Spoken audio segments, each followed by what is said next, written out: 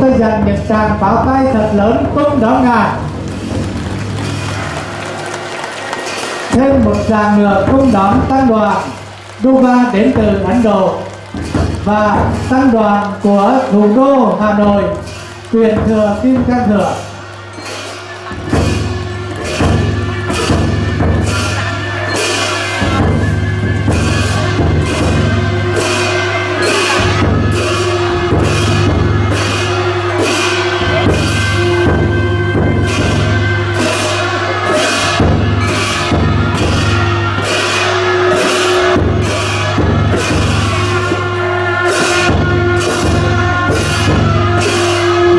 Con Phật hướng về Đức Nghĩa Chính Vương và tăng đoàn với niềm tôn kính vô biên.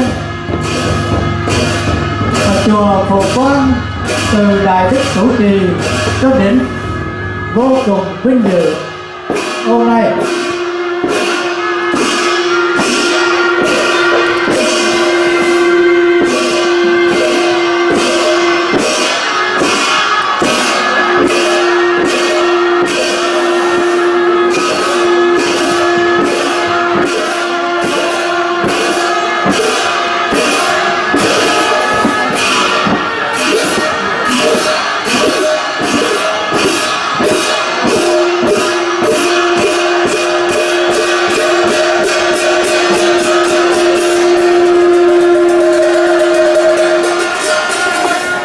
Cung kính cung thỉnh Ngài Viết Chính Vương an tọa. Cung kính cung thỉnh tăng đoàn an tọa.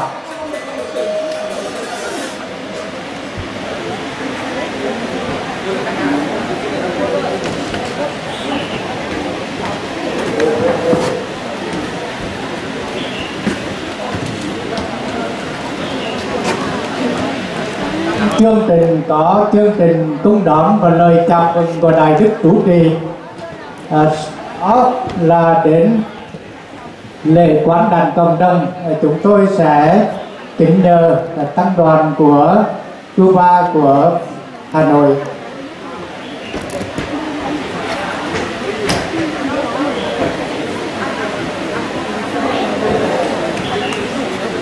Xin phép quý vị trong ban tổ chức cho chúng tôi trong vòng 2 phút ổn định đạo tràng.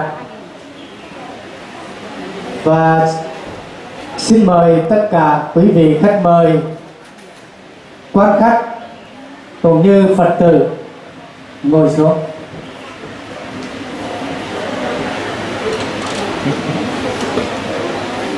Các anh em bảo vệ đứng xoay mặt vào nhau.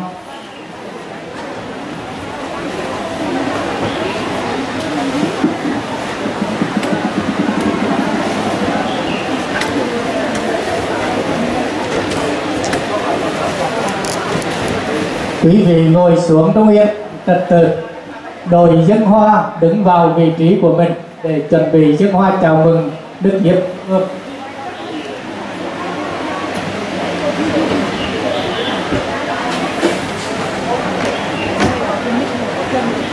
Và trong này thì xin phép quý vị trong ban tổ chức cho chúng tôi mời quý vị có khách mời bạn Đà La và Pháp hội đứng dậy đi theo sự bạn Đà La thôi, Pháp hội sau. Xin mời đi ra phía ngoài này để được sự hướng dẫn.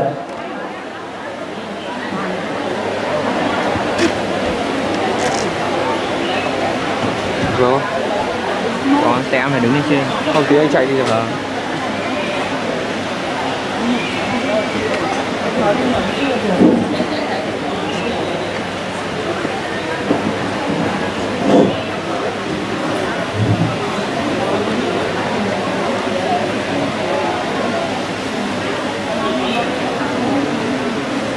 Chùa này ở trong lúc tôi chờ được quý vị xếp, chúng tôi đề nghị âm thanh tốt hơn một chút và chuyển cho chúng tôi thêm 2 micro để cho thông dịch.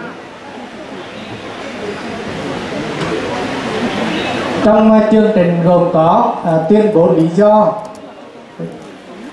và giới thiệu dân hoa chặt Đức Nhiếp đoàn, phát biểu chào mừng của Đại Chủ Trì, và sau đó là Đại Đức Chủ Trì tác pháp cung thỉnh.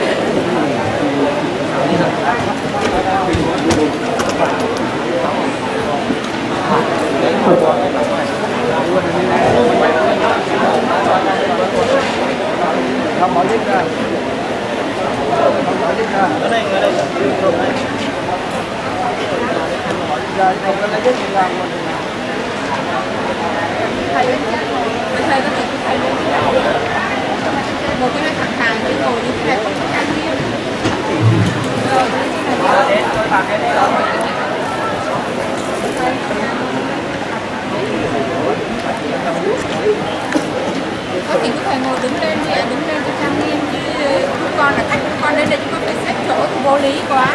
Chứ thầy là chủ ấy nhưng mà phải xếp. Thì chúng ta con là khách đến đây phải xếp. Mọi người chưa tăng người sát cho đây để ta đi rồi. Đây, một đây.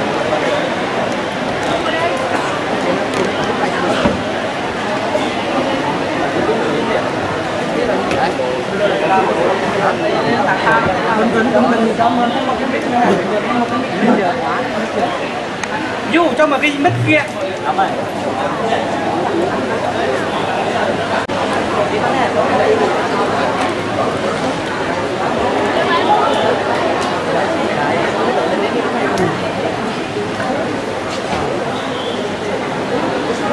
Mic không nghe kìa, mic không nghe.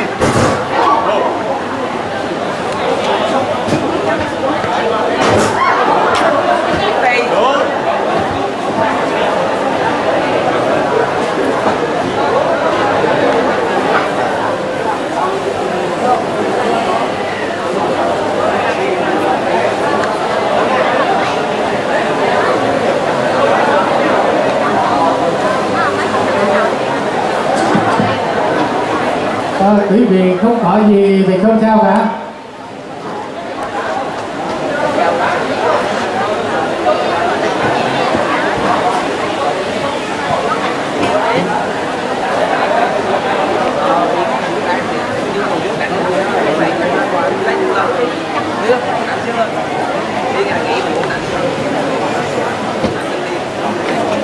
Cho một cái mic trước đèn này.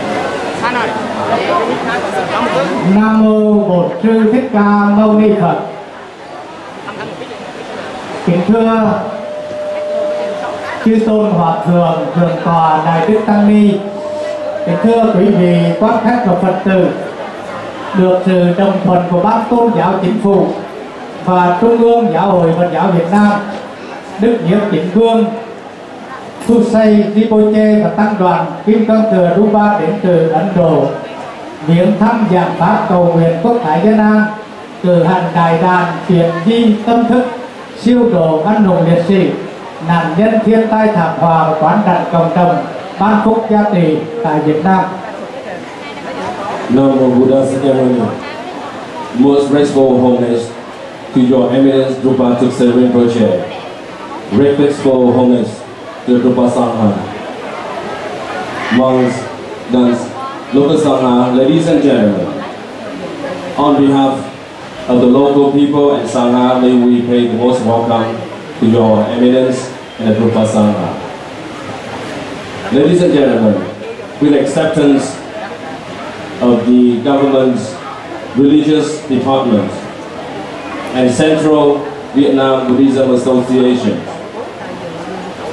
His Eminence Drukpa Tukse Rinpoche and Vajrayana Sangha from Drukpa lineage from India, Bhutan and Nepal has compassionately paid a visit to Vietnam, and now today we have a good chance to receive lotus feet of His Eminence, to grant initiations and prayers for national prosperities and people's happiness.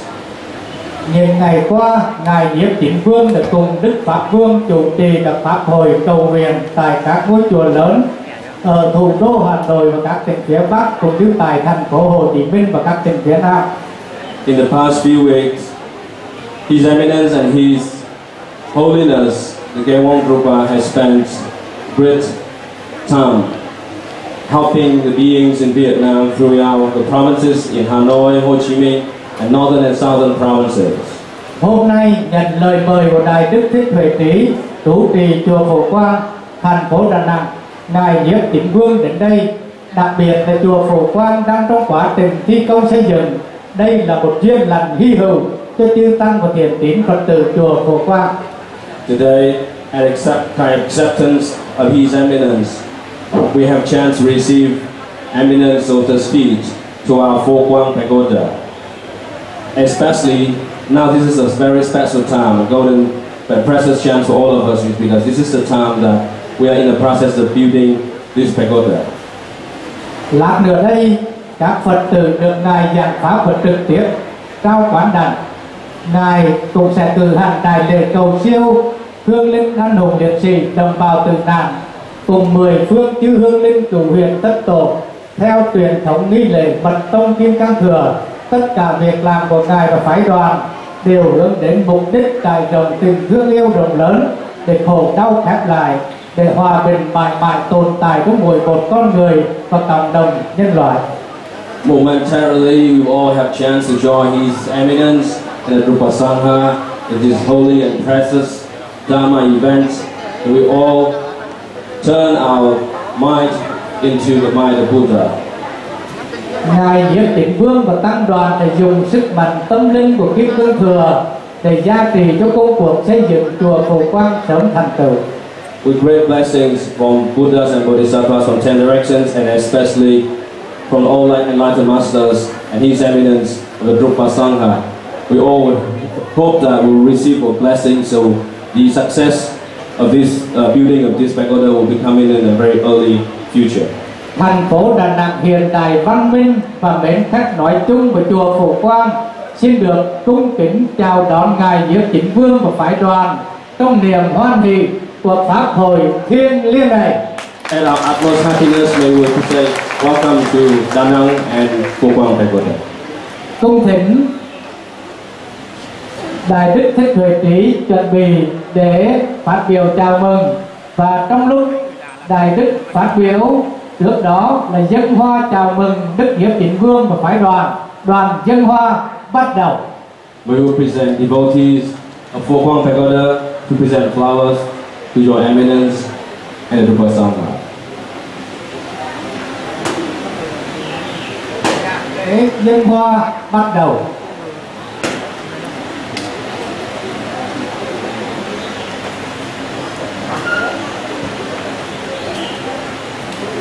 Chúng ta dành một tràng pháo tay cho đoàn dâng hoa chùa Phổ Quang đón tiếp Ngài Nhiếp Chính Vương.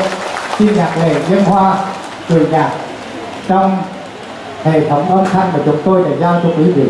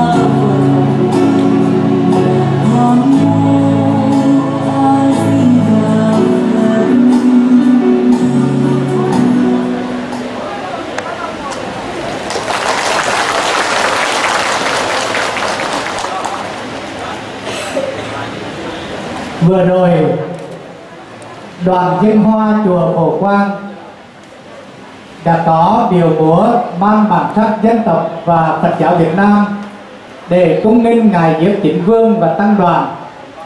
Và chúng ta thêm một tràng pháo tay để hoan nghênh đoàn dân hoa đã thể hiện tất cả sự thành kính của mình đối với Đức Diếp Chính Vương và tăng đoàn.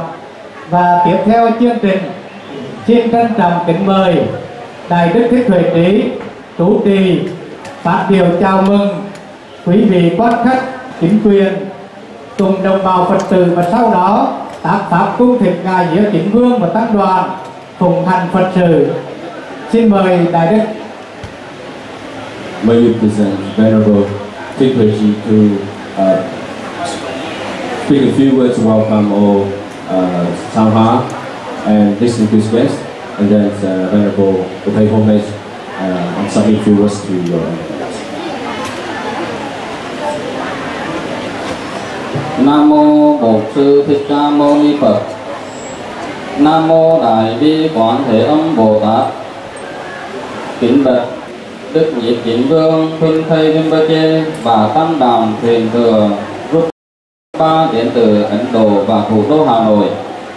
Kính thưa quý vị quan khách, kính thưa đồng bào Phật tử các giới.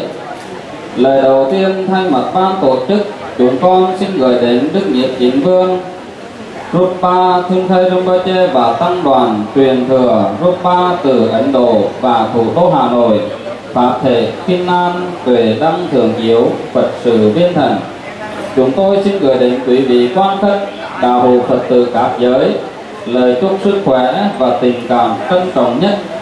Sự hiện diện của quý ngài và quý liệt vị trong buổi lễ hôm nay thể hiện sự quan tâm ưu ái, đồng thời làm cho buổi lễ tăng phần long trọng và trang nghiêm. Đây chính là một khích lệ quý giá đối với chúng con trên bước đường tu học và sùng sự đạo pháp dân tộc. Nam mô Bụt Sakamuni Buddha. Nam mô Avalokitesvara. Homage to your eminent Drukpa Thupse Rinpoche, the Dharma protector. Respect to Venerable Drukpa lineage monks and nuns. Respect to Vietnamese monks and nuns. Dear distinguished guests, Dharma brothers and sisters.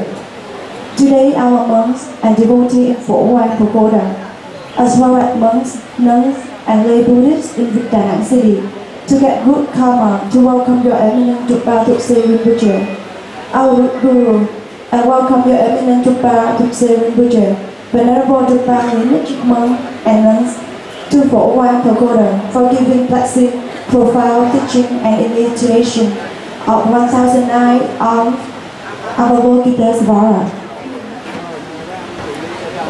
On behalf of our crisis organizer, we would like to wish your eminent Drukpa Thupse Rinpoche and Venerable Drukpa lineage great health, wisdom, and great success. We wish honorable guests, Dharma brothers and sisters, good health and immense respect. Your presence here today show your love and your devotion. At the same time, make this ceremony even more honorable. This is the precious encouragement for us on our path to practice for attainment of enlightenment to benefit all sentient beings. Kính thưa quý liệt vị, là người con Phật, chúng ta đều biết là sống của Bồ Tát Quán Thế Âm được kết tinh bằng từ bi và trí tuệ, mà mình đất tốt nhất để ngài gieo trồng hành đức từ bi không đâu bằng cõi đời này. Hành nguyện từ bi và trí tuệ đó chính là điểm tựa vững chắc cho chúng ta đi vào đời, thâm nhập vào đạo. Sáng nay, đại lễ quán định cộng đồng Mạn Đà La Bồ Tát Quán Thế Âm Thiên Thủ Thiên Nhãn đàn họ tình triều thịnh tứ đại kim cương hộ pháp cầu nguyện quốc thái dân an do ngài Đức Nhiếp Chính Vương Phun Phơi Rinpoche và tăng đoàn truyền thừa Drukpa đến từ Ấn Độ và thủ đô Hà Nội chính thức được cử hành. Trong giờ phút thiêng liêng, niềm tin được thắp sáng trong trái tim của mọi người để chúng sanh trong cõi vô hình và hữu hình cảm nhận được sự thiêng liêng mà tìm về nương náu trong tình thương vô biên của Bồ Tát Quán Thế Âm. Accent and Doctor of Buddha, we know the life lesson of 1009 Avalokitesvara who constantly help sentient being right here is a combination of compassion and wisdom. Compassion and wisdom are strong foundation for us to work in and to enter our belief. There's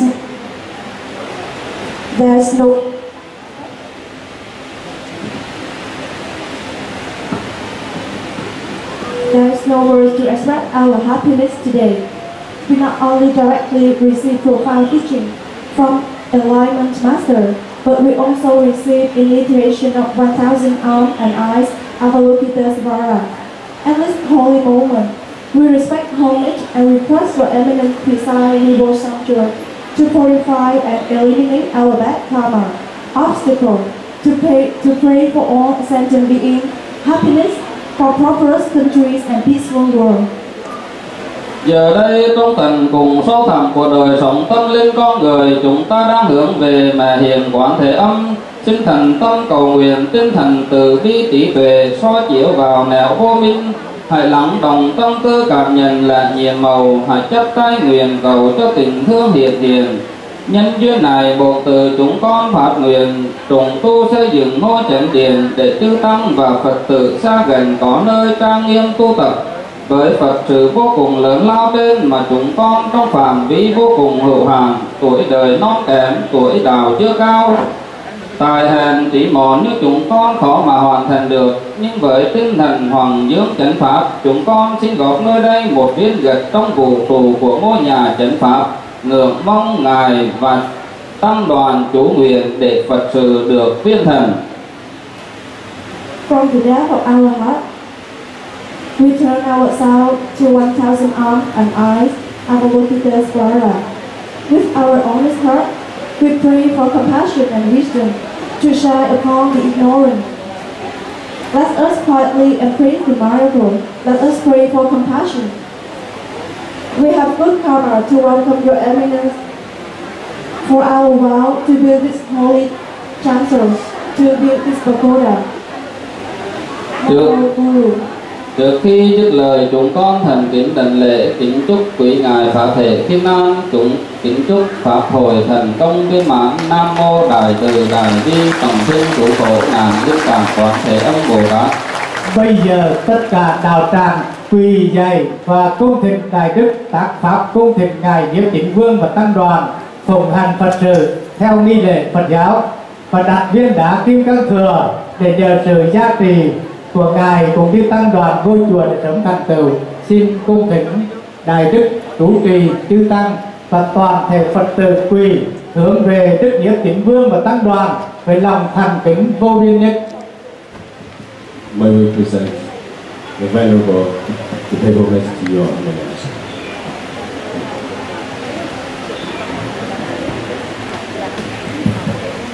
Nam mô Bổn Sư Thích Ca Mâu Ni Phật. Ngưỡng bái bạch Đức Diếp Chính Vương và dòng truyền thừa Drukpa đến từ Ấn Độ và thủ đô Hà Nội.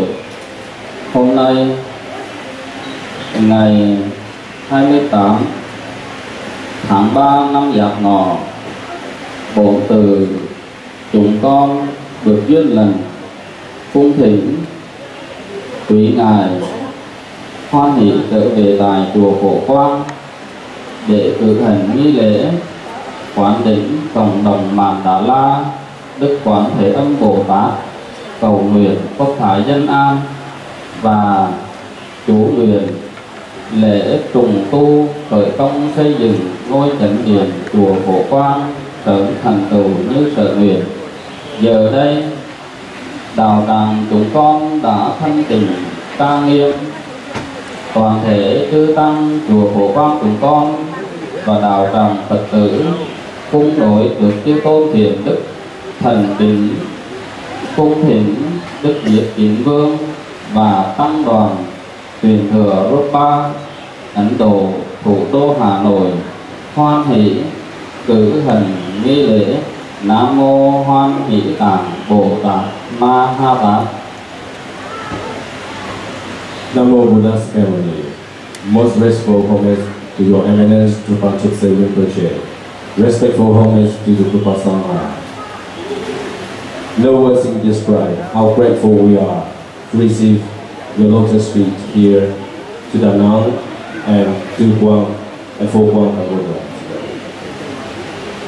At this holy moment, all of us local Sangha and devotees of Da Nang city, we prostrate at your lotus feet, and may we submit humble requests to your eminence so you will turn Dhamma world and pray and give blessings to all of us here today, and grant initiations of Avalokitesvara, and also may we submit humble requests to your eminence to grant blessings for groundbreaking of the future pagoda to be built here at this monastery.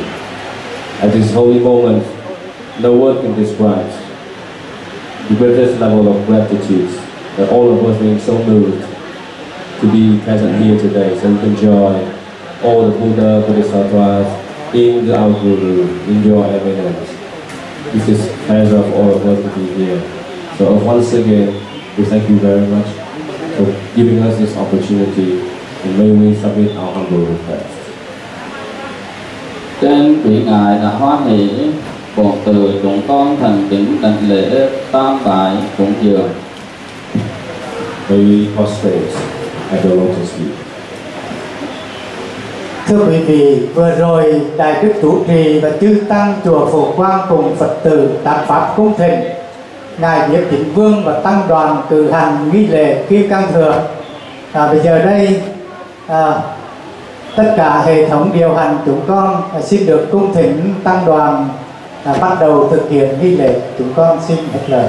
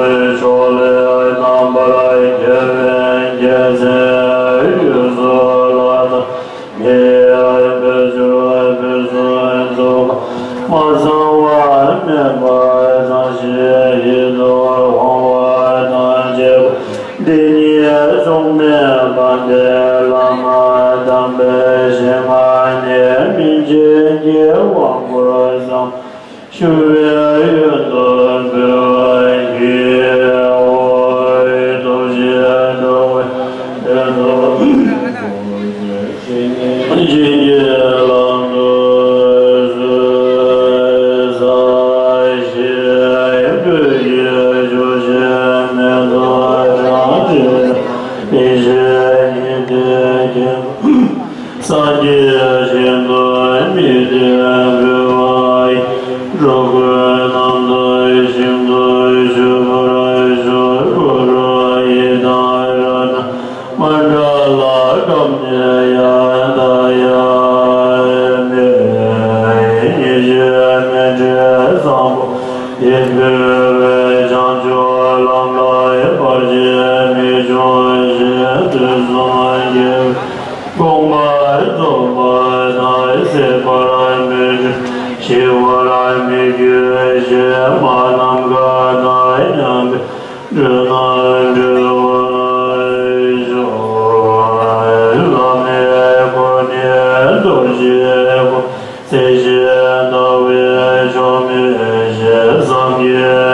Gõ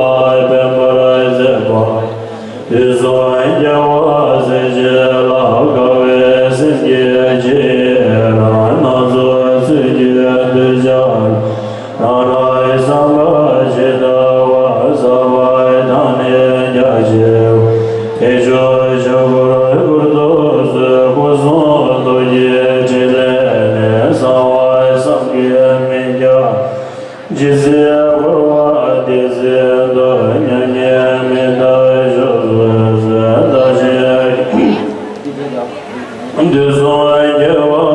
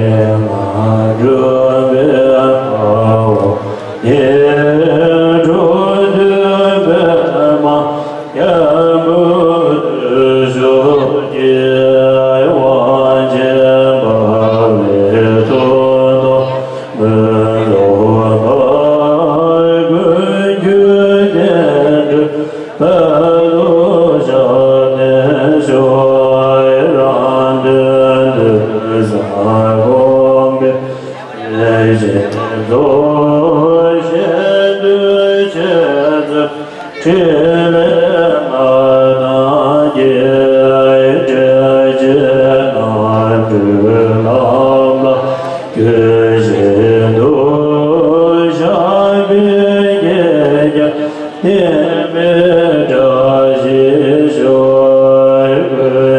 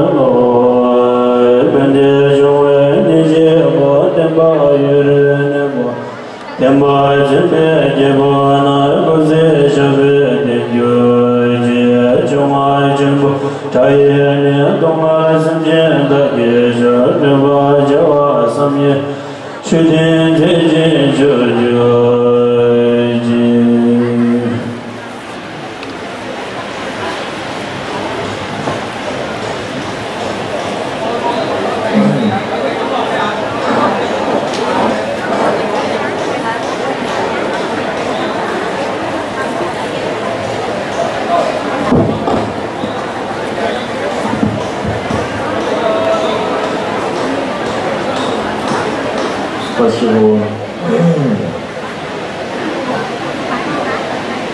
I would like to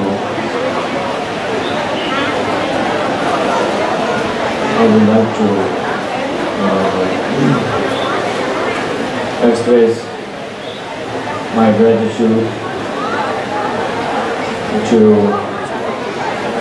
Venerable Kiprichi for his great, very warm welcome and great invitation to his Koyang Pagoda, and very happy to see all of you again and a very good morning to you all.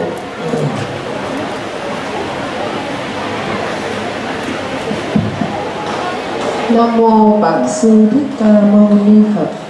Lời đầu tiên, thay mặt tăng đoàn truyền thừa Drukpa, tôi xin bày tỏ niềm tri ân sâu sắc đối với Đại Đức Thích Huệ Trí, trụ trì chùa Phổ Quang, đã thỉnh cầu chúng tôi cùng tăng đoàn tới đây để truyền trao quán đỉnh và chia sẻ Phật Pháp với tất cả các Phật tử.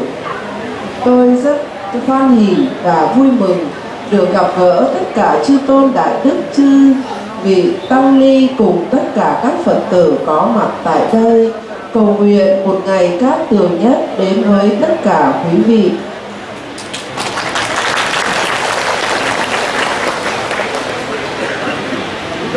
And this is my first time visit to this beautiful city of Da Nang, and I have been to Vietnam. This is my second time to Vietnam, but first time to Da Nang, and I heard a lot about Da Nang and Da Nang's history, and also a story about people of Da Nang. And so today, with the blessing of our Lokiteshvara, and also with the blessing of all Buddhas and Bodhisattvas, and also of course with our good karmic connection, today I'm very happy to be here in Da Nang for first time in my life, and also my first Dharma activity or blessing or teaching here in this Projang Pagoda. And I really feel of course we all have a karmic connection, everyone, and especially since I live in such a far away, many thousand kilometers away, and now to have a connection between you and me is about such a long distance, thousands and thousands of kilometers, and then it happened me to be here, and it happened that you all to be here, and it happened that we share our Dharma today. So it's a really great, I feel it's a great karmic connection. And of course, it's a really great blessing of our Lokiteshvara. Đây là lần đầu tiên tôi bước chân đến thành phố Đà Nẵng đẹp tuyệt vời này. Mặc dù là lần thứ hai đến Việt Nam, nhưng đây là duyên lần đầu tiên tôi đến với Đà Nẵng, và tôi đã được nghe rất nhiều về lịch sử của thành phố Đà Nẵng cũng như về người dân Đà Nẵng. Với sự gia trì của Bồ Tát Quán Thế Âm cùng 10 phương chư Phật, cộng với những thiện căn, thiện duyên chúng ta đã gieo trồng từ nhiều đời, nhiều kiếp, hôm nay tôi rất hoan hỉ được gặp gỡ tất cả các Phật tử tại đây, và tôi nghĩ rằng tất cả chúng ta đều có những thiện duyên sâu xa, rất nhiều đời, nhiều kiếp. Bởi tôi từ một đất nước rất xa, hàng bao nhiêu ngàn cây số, và hôm nay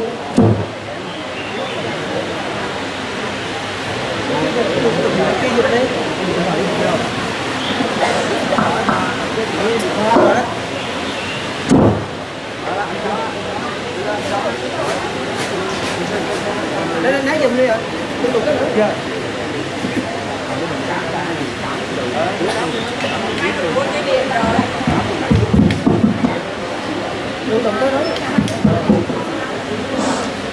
Và hôm nay chúng ta gặp gỡ nhau tại đây để chia sẻ Phật Pháp, để thọ lãnh quán đỉnh từ Đức Quán Thế Âm. Đó là nhờ những duyên lành. Bởi vậy tôi vô cùng hoan hỉ được gặp gỡ các Phật tử nơi đây.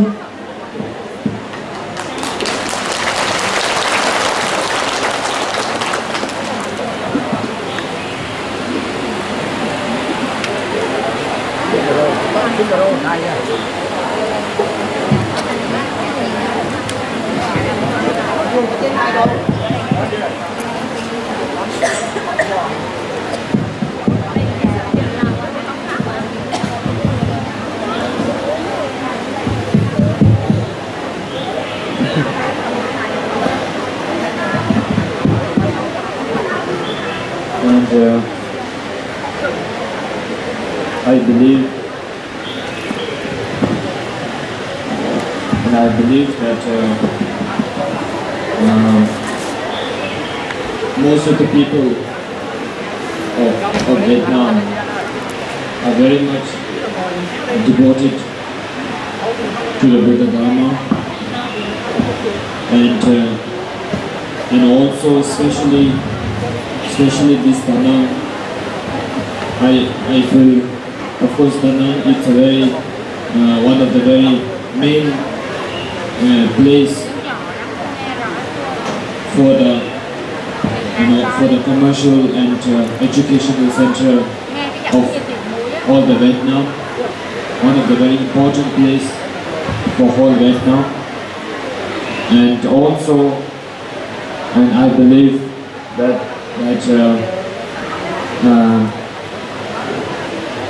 all the people of Danang have a very strong devotion and connection with our Lokiteshvara.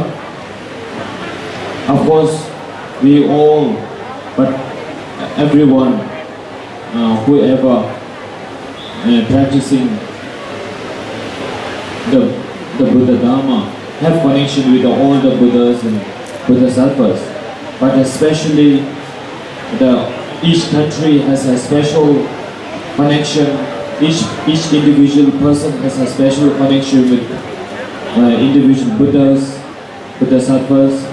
So in Danang, I believe that you have a very strong connection to Avalokiteshvara, and also I believe that in Danang you also have some kind of festival that every year, annually festival, especially on Avalokiteshvara. So because of that,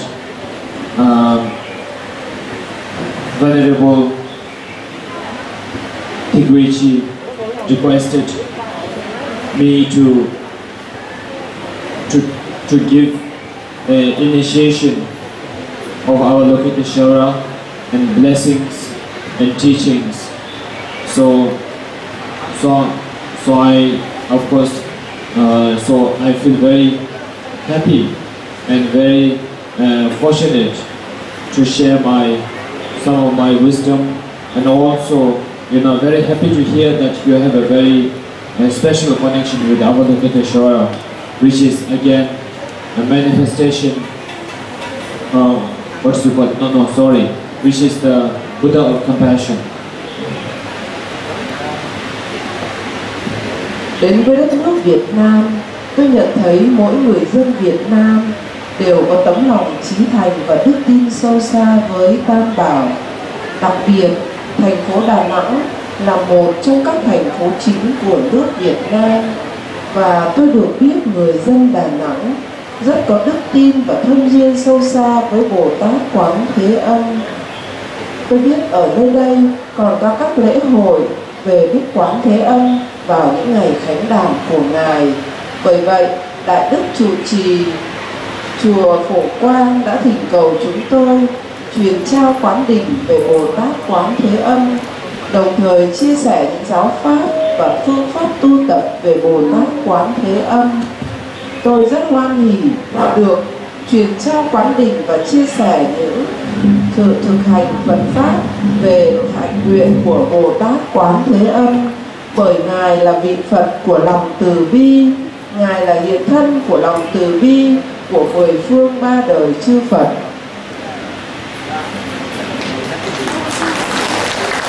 So today, first thing, I'm just going to share some of my of course we are going to share some teachings of Buddha and Bodhisattvas, and after that, as a request from the Venerable, we are going to do the short prayer to get rid of all our obstacles, and also offering the smoke offering in the form of smoke, and after that we are going to do the groundbreaking ceremony of the new pagoda, which Venerable is going to build. And then after that, after the lunch, then we will do the initiation of Avalokiteshvara with the blessings to each and everyone who are here. So this will be the today's program, just to keep you notice about it. And now first thing I would like to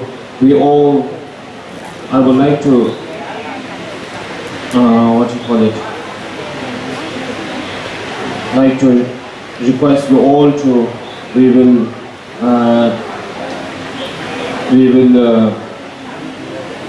pray the refuge prayer first thing in the morning today. That first, the beginning of the day. That's what we have to do actually every day. So first, I will repeat. So I will say, and you all have to repeat the refuge. We will take the refuge under the Buddhas and Bodhisattvas first. Hôm nay tôi cũng sẽ chia sẻ giáo pháp về Đức Quán Thế Âm, sau đó là chương trình cúng dường hòa tịnh để khiển trừ tất cả những chướng ngại cho tất cả mọi công việc cũng như cho bổn tự trong việc xây dựng chùa. Sau đó sẽ là lễ động thổ, và sau giờ trưa chúng tôi sẽ truyền trao quán đỉnh về Bồ Tát Quán Thế Âm. Trước tiên bây giờ thì các Phật tử hãy hướng lòng mình về với Tam Bảo. Chúng ta sẽ thực hành quy y hướng về Đức Quán Thế Âm để chúng ta lãnh thọ quy y. Trước khi chính thức thọ lãnh quán đỉnh, chúng ta cần giữ lòng mình thanh tịnh, không giữ và không vọng tưởng tham sân, một lòng tha thiết hướng về Tam Bảo. Và xin đọc theo tôi để lãnh thọ quy y với Bồ Tát Quán Thế Âm.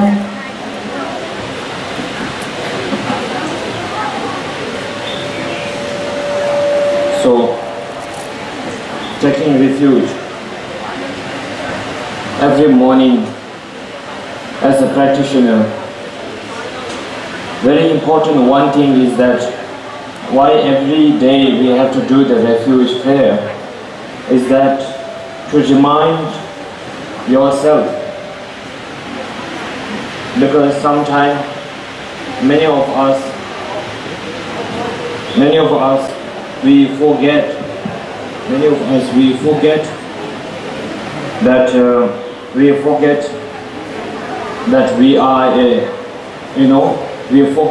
we are a follower of Buddha's teaching because of our business, very busy of our this life and business of all our daily activities. We forget ourselves what we are going to do. So that's why we are doing, even though we are a practitioner, but still we are doing many wrong things and no improvement. Even though we pray a lot, we get a blessing a lot, but there is no improvement, and not for everyone, but normally. So it's all because it's happening because of we don't remind ourselves. So refuge, every morning once we get up, we have to do the refuge prayer. So that will keep us remind and keep us improve day by day. With the remind means we will remember the teachings of Buddha, so that we will improve ourselves day by day, and we will improve our compassion, wisdom, and everything, devotion day by day. so that one day we can get to enlightenment. If we don't improve day by day from now, there is no chances of, to get to enlightenment. So that's why, as you all know, why we are practicing, why we are praying, why we are doing all these Dharma activities, prayer, refuge, everything. Why we are doing is at the result, like what you call it, the main thing is to get to enlightenment, to get rid of all this suffering, to get a permanent happiness, to get rid of this samsaric suffering. So to do that, we need to exercise our mind, improve our mind day by day to become a better person, better human, day by day. So that's why every morning praying the refuge, and is very important. Chúng ta thường hiểu nhầm rằng trong đời chúng ta chỉ quy y một lần, một buổi lễ quy y coi như là xong. Nhưng Đức Phật đã dạy rằng chúng ta thường phải quy y ngay cả song thân chung ấm, và Bồ Tát Đẳng Giác cho dù đã sắp đạt đến giác ngộ vẫn còn phải thực hành quy y. Bởi vậy chúng ta thường phải thực hành pháp quy y mỗi ngày. Nếu chúng ta không thực hành pháp quy y mỗi ngày, sự kết nối giữa chúng ta với Tam Bảo, sự kết nối tâm linh ấy sẽ phai nhạt dần và rồi bị đứt đoạn. Và việc chúng ta thực hành quy y mỗi ngày sẽ nhắc nhở cho chúng ta biết chúng ta là đệ tử của Phật và cần thực hành theo lời Phật dạy. Do không thực hành pháp quy y mỗi ngày, bởi vậy chúng ta thường quên lời Phật dạy, quên mình là Phật tử. Chúng ta bận rộn với rất nhiều việc thế gian, việc kinh doanh, việc xã hội, và rồi chúng ta không có thời gian cho việc thực hành tâm linh của mình. Đôi khi chúng ta còn làm những việc mà không phải của những Phật tử nên làm. Đời sống của chúng ta sẽ chẳng có gì thay đổi, vẫn triền miên trong khổ đau và phiền não. Bởi vậy là một người đệ tử của Đức Phật, không những chúng ta chỉ thực hành một ngày, chỉ có một buổi lễ quy y, mà việc quy y mỗi ngày cần phải tụng đọc, cần phải thực hành để nhắc nhở cho chúng ta biết, để chúng ta nhớ đến bản thân mình là đệ tử của Phật. Mỗi ngày mình biết được và đón nhận năng lực gia trì từ Tam Bảo, như vậy mới có thể hy vọng đạt đến giác ngộ. Nếu chúng ta không thực hành quy y, chắc chắn không thể đạt đến giác ngộ. Mục đích chúng ta đến với Phật Pháp để mong nguyện loại trừ khổ đau trong luân hồi, thoát ly luân hồi sinh tử, tìm được cội nguồn chân hạnh phúc. Nếu chúng ta không thực hành pháp quy y thì chúng ta không thể tìm được suối nguồn chân hạnh phúc. Bởi vậy xin nhắc nhở các Phật tử đừng nghĩ sai rằng chỉ quy y một lần, mà mỗi ngày về nhà chúng ta thường phải tu tập, tụng đọc lời cầu nguyện quy y một cách chân thành tha thiết nhất. And so now, first thing, you repeat what I say, take the refuge, and then, under all the Buddhas and Bodhisattvas, I think all of you do, normally not only today, but today, whole day, we are going to do something very, we have to make this whole day today.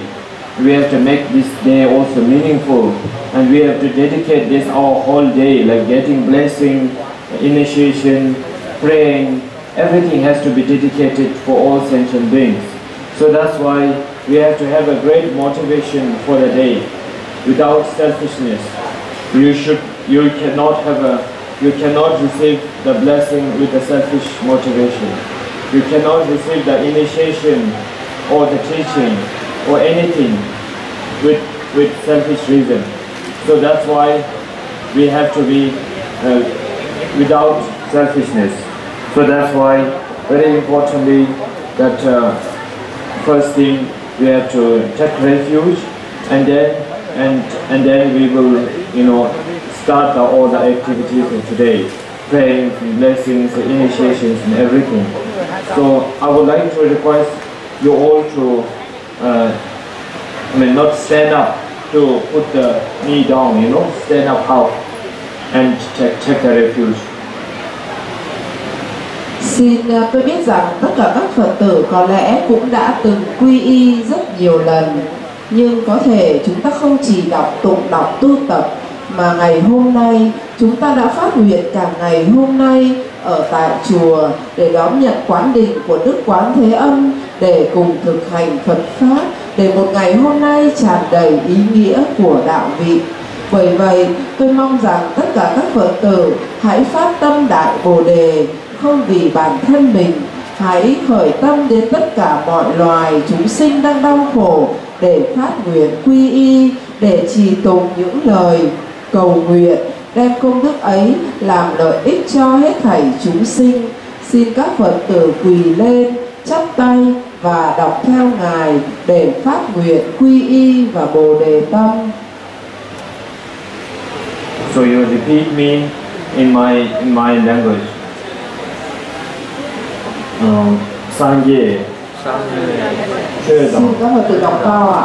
Soye, Sonam, La, Chanchubo, Pardo, Hani, Kyasu, Chi, Dagi, Chinso, Bibe, Surinam, Ki, Rola, Tenche, Sangye, Drukpa, Sho, Sinjin, Dedam, Dengyur, Jigi, Dungil, Rudam, Degyur, Jigi, Dewa, Tamdam, Minjil, Sho, Chardam, Jelwe, Tangyum, Sho. Okay, you all can sit down now. Xin mời các Phật tử ngồi xuống.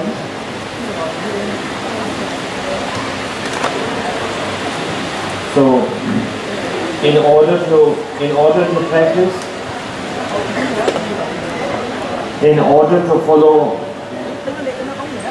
the teachings of Buddhas and Bodhisattvas, first thing in the morning, every day, in the morning, when you pray the taking refuge, it's very important that every day, as a practitioner, we all have to know the importance of our life. The human life, the importance, how important our life is, how precious our life is, and if we we have to respect ourselves. We have to appreciate that we born as a human life. This is very, very important, that every day, as a practitioner, we have to think once a day or twice a day that we are a very lucky, very fortunate to be born in the human form. Để thực hành Phật Pháp, mỗi ngày một vấn đề rất là quan trọng. Sáng dậy, chúng ta cần phải nhắc nhở tâm mình để chúng ta thấy được sự quý giá của thân người, tầm quan trọng của thân người. Mỗi ngày 1-2 lần, chúng ta phải hiểu được chúng ta may mắn như thế nào mới được sinh làm thân người quý giá. Bao nhiêu loài khác phải đọa lạc vào các loài động vật, còn chúng ta may mắn được sinh trong thân người, chúng ta cần nhắc nhở mình mỗi ngày 1-2 lần. Whatever we are, whether we are a man or woman, whether we are a monk or nun or anything, since we are born as a human, we are very much equally have a fortune to practice the Buddha Dharma and to attain the enlightenment. We all have to know that precious, the human precious life, because as you can see in this world, that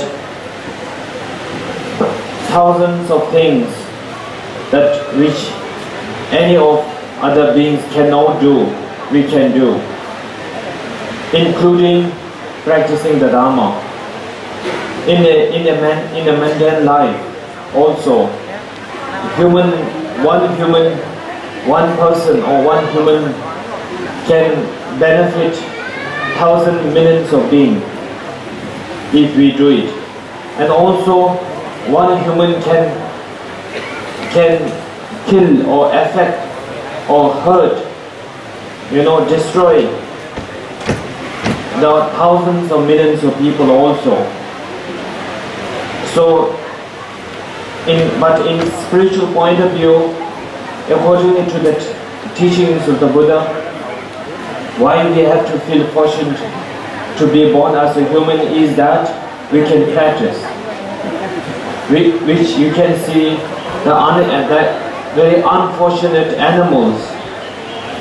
An example like dogs, birds, cows, horse, all these animals. Very unfortunate, they have been born in this world with exactly same like us, with 2 eyes, nose, ear, hand, leg, everything, movement, everything exactly the same. But they can also do many things what we can do. But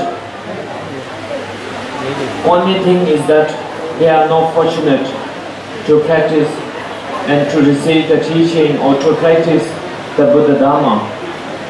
So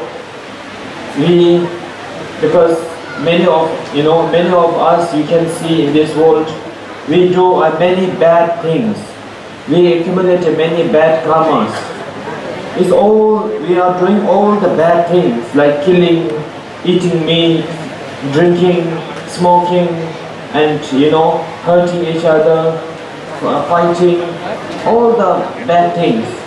Its first thing is all it's happening because of you don't realize that you are so precious human life, and if you don't, you don't realize that, so you will not respect yourself.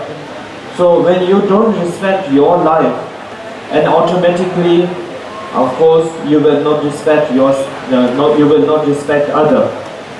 So first thing, you have to learn how to respect yourself. You have to know the importance of the human life. So that if you know the importance, the precious human life, then you will automatically respect yourself. Then after that, automatically you will respect all sentient beings. This is how it goes actually. So now many of us, we have been not kind, we have been not happy, we are doing many wrong things. Main thing is because we have not realized yet, and we have not known that importance of our own life first thing.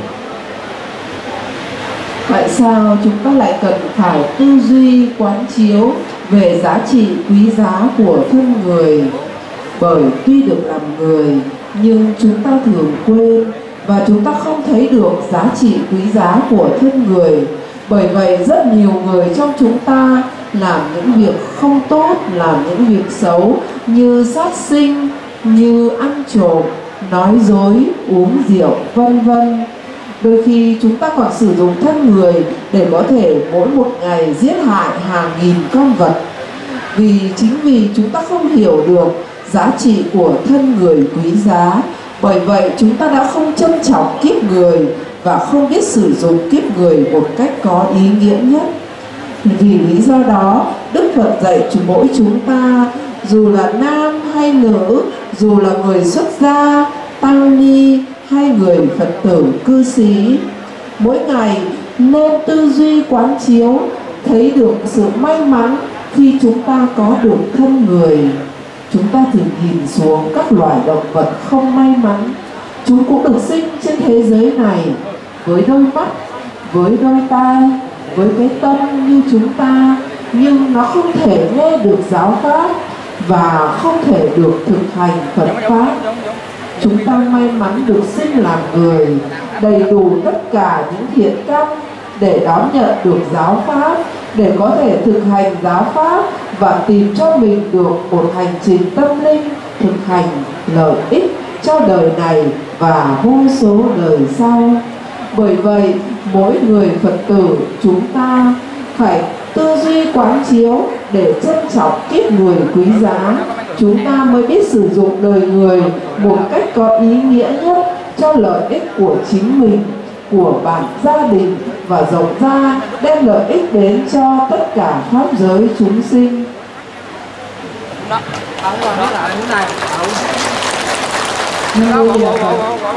Xin nhắc tất cả các Phật tử ở dưới kia hãy chịu khó lắng nghe, bởi vì khó khăn lắm chúng ta mới tổ chức được một pháp hội như vậy. Cho nên vì vậy các Phật tử hoan hỉ là có nhắc là các Phật tử có hay nói chuyện tạp nhiều quá, cho nên xin các Phật tử hoan hỉ là khi ngài giảng pháp thì lắng nghe và nhìn lên trên pháp hội, và để lắng nghe thì chúng ta mới hiểu được giáo pháp. Mà có hiểu được giáo pháp thì khi chúng ta về chúng ta mới áp dụng và tu tập để có thể lợi ích cho bản thân cũng như gia đình của mình. Cho nên chúng ta đã bỏ hết thời gian đến đây thì xin tất cả các Phật tử hoan hỉ và nhìn lên trên pháp hội và lắng nghe. Còn ban tình nguyện viên đi chia kinh đấy thì cứ đi từng người, từng đoàn, từng hàng, chứ đừng truyền nhau như vậy rồi khiến cho tất cả Phật tử cũng ngóng đợi, người có người không. Cho nên vì vậy xin ban tình nguyện viên hoan hỉ và đi vào tận nơi và đưa cho từng người một ạ. Nam mô Di Đà Phật. Xin các Phật tử hoan hỉ lắng nghe và vỗ tay để cho ngài biết rằng là mình đã để tâm và lắng nghe lời của ngài chỉ dạy. Nam mô Di Đà Phật.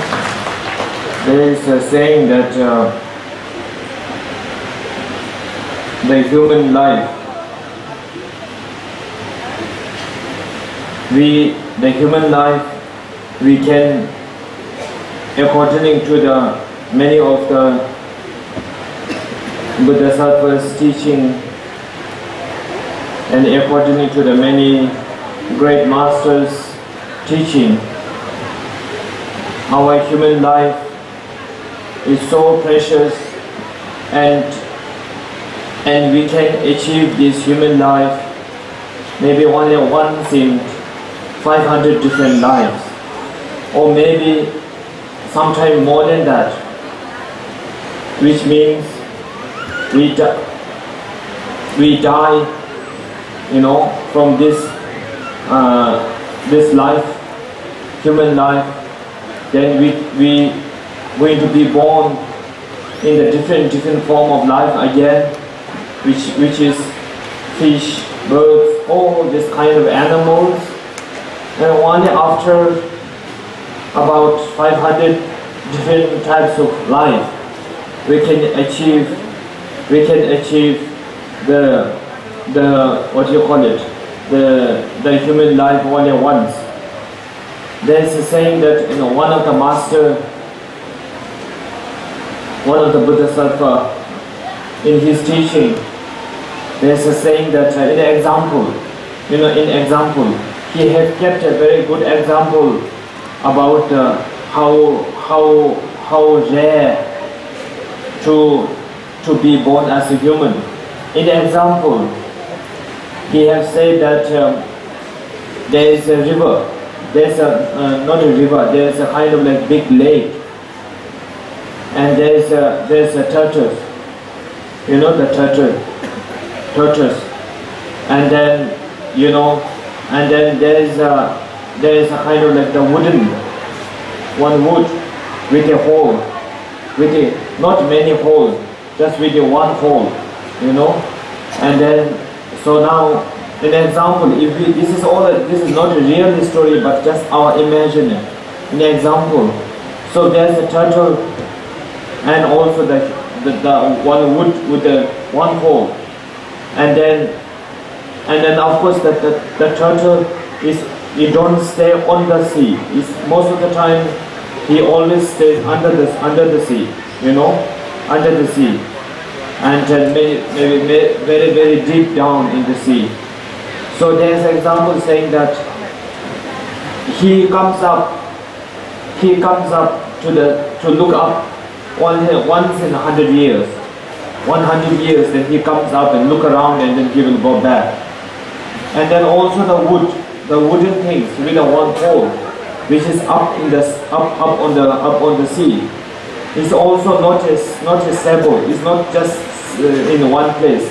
It's moving everywhere because of the water will not stay. Water will move to the four different directions. Sometimes to the east, sometimes to the west.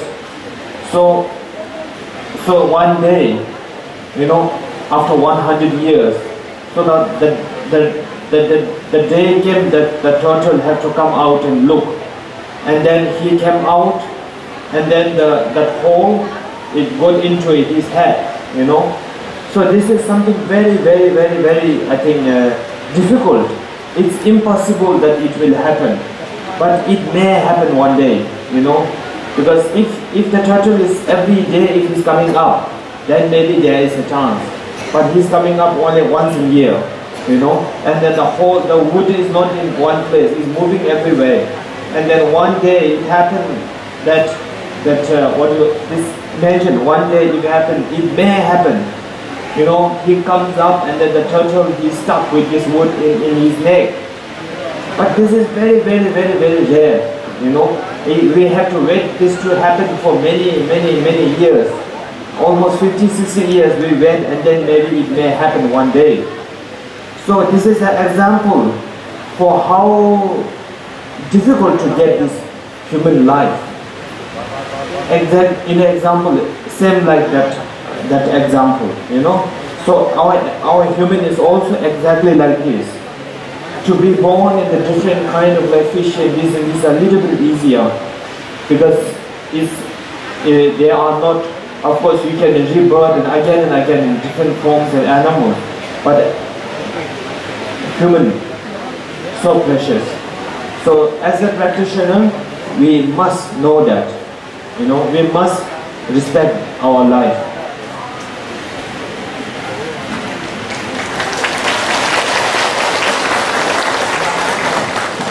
Trong kinh, Đức Phật có kể một câu chuyện để cho chúng ta hiểu rõ sự quý giá của kiếp người. Đó là câu chuyện con rùa mù dưới biển. Biển rất mênh mông, con rùa mù phải chìm dưới đáy biển hàng nghìn năm, và mỗi 100 năm nó nổi lên một lần, và nhìn ngó xung quanh cũng như hít thở. Cứ như vậy, con rùa mù phải chìm xuống đáy biển, và cứ 100 năm lại nổi một lần. Và trên mặt biển có một cái bọng cây mục, nhưng bọng cây không đứng yên một chỗ. Sóng biển dập dìu, bọng cây trôi nổi đủ các hướng khác nhau.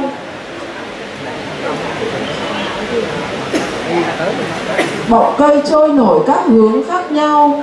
Bởi vậy không dễ gì mà con rùa mù có thể chui vào được bọng cây. Và một lần sau 100 năm chìm dưới đáy biển, con rùa nổi lên, và may mắn gió lành đẩy đưa bọng cây tấp đến, rùa mù chui vào được bọng cây và khỏi phải chìm xuống đáy biển 100 năm, 1000 năm. Câu chuyện này để nhắc nhở cho chúng ta biết rằng kiếp người khó khăn giống như con rùa mù khó khăn để chui vào bọng cây. Đây là việc vô cùng khó, bởi chúng ta đến với cuộc đời này không phải chỉ một lần, mà có lẽ hàng trăm kiếp, hàng nghìn kiếp, vô số kiếp. Lúc sinh làm cá, lúc sinh làm chim, lúc sinh vào loài này, lúc sinh vào loài khác. Vô số kiếp trôi lăn mãi trong 6 đạo luân hồi, nhưng không dễ gì chúng ta được sinh ra làm người, giống như con rùa mù dưới đáy biển, không dễ gì chui vào được bọc cây. Vậy mà may mắn kiếp này chúng ta sau bao nhiêu kiếp lang thang đọa lạc, hết loài này đến loài khác, có lẽ hàng bao nhiêu nghìn kiếp, chúng ta kiếp này may mắn được trở lại thân người quý giá. Và chỉ có thân người mới có khả năng thực hành Phật Pháp, chỉ có thân người mới có thể lắng nghe được giáo Pháp, tu tập chuyển hóa và có thể đạt đến giác ngộ giải thoát ngay trong đời này. Bởi vậy, chúng ta nghe câu chuyện để nhắc nhở mình mỗi sáng nên nghĩ về câu chuyện này, để nhắc nhở mình rằng kiếp người quý giá, chúng ta hãy sử dụng đời người một cách có ý nghĩa nhất, đừng lãng phí kiếp người. Hãy sử dụng đời mình vào việc thực hành Phật Pháp để nhanh chóng đạt đến giác ngộ giải thoát trước khi bọc cây tan rã, trước khi thân người trở về với đất nước gió lửa. Đó là điều các Phật tử cần nên biết, cần nên tư duy.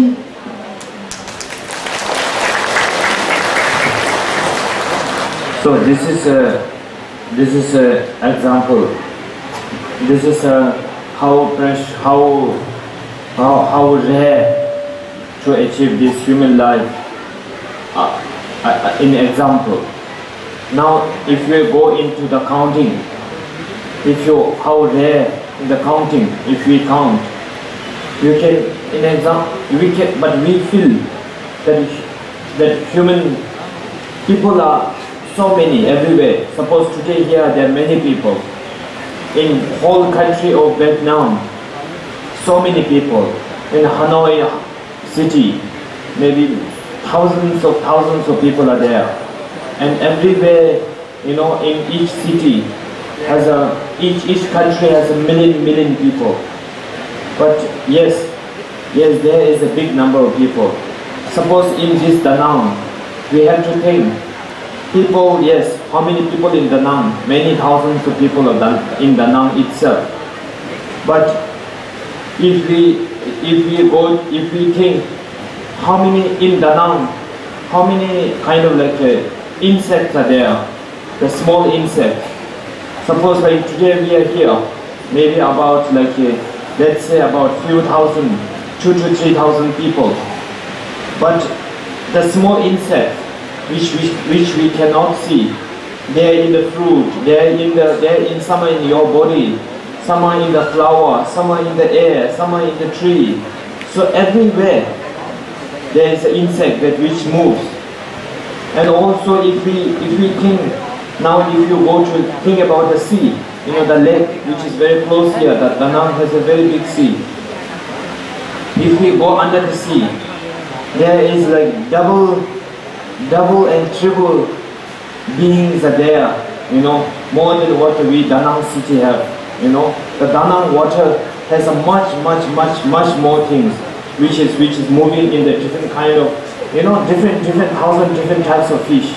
Some are in the small, some are in the big, some are in the, you know, all different types of beings.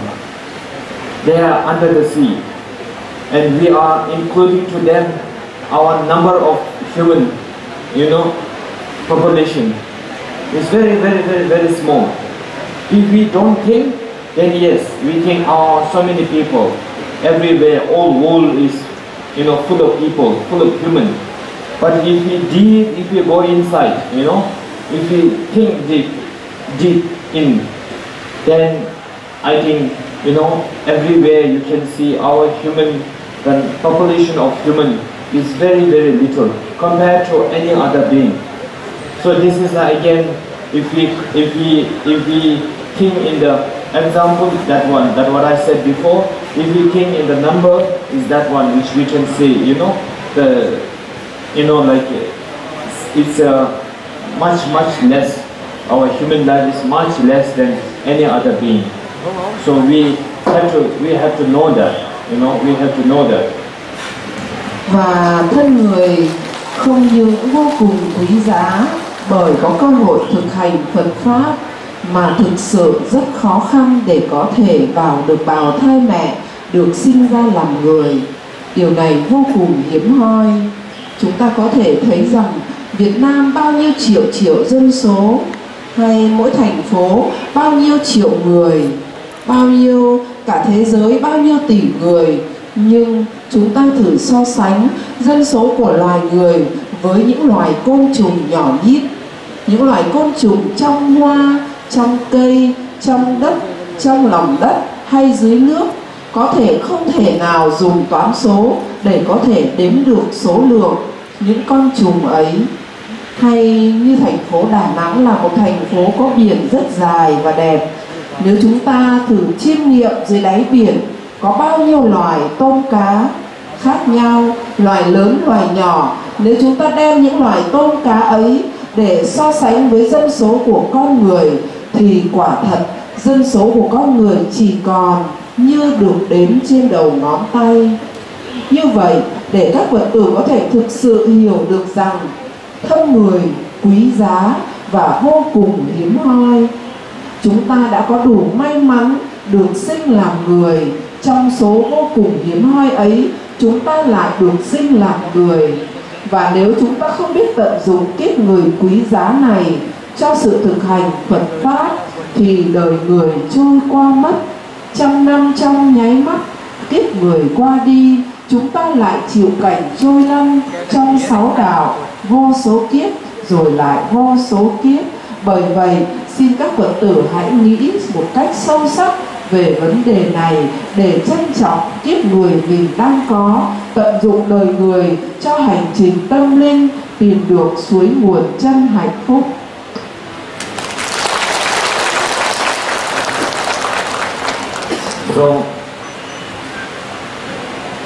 So now our job is that we have to make this precious human life, we have to make it meaningful now. We cannot waste our time, our life. The things sometimes, such an expensive thing, we buy such an expensive car or such an expensive bag, such an expensive house. We buy it, but we cannot just live it like this. We have to make it used. You know, we have to use it in a very nice way. If we buy an expensive car, we cannot just throw it outside. We have to, every day, we have to take care of that car. We have to wash, we have to use properly. We cannot make this car damaged because it's very, very expensive. So we have to take care of this car very importantly. Anything what we have, everything which is precious, which is rare, which is expensive, is we have to care. You know. So all these material things, they are so must be very expensive, very important. But these things, if you finish with this, you can buy another one also. You can get another one. If you buy such a precious thing, which is the millions of dollars you pay, but one day if you get finished, you can buy another one. But this human life is only one lifetime. If you are dead, and then you cannot buy, you cannot increase your life. Say that even you cannot increase even 1 minute. When the death comes, when the time comes to die, you have to die. There is, even if you're the richest person in this world, you pay $1 million of money to doctor, say that I want to stay 1 more day please. The doctor cannot do anything. You get like 1,000 times blessing. You know, you cannot. Even if you go and get blessing from directly from Avalokiteshvara or Buddha, you know, you cannot. This is your karma. When the time comes to die, you have to die. There is no one has a power, or no one has the death is very, very the most scary, or most, what you call it. In anything we do, we have control, we have wicked things. But when the death comes, no one.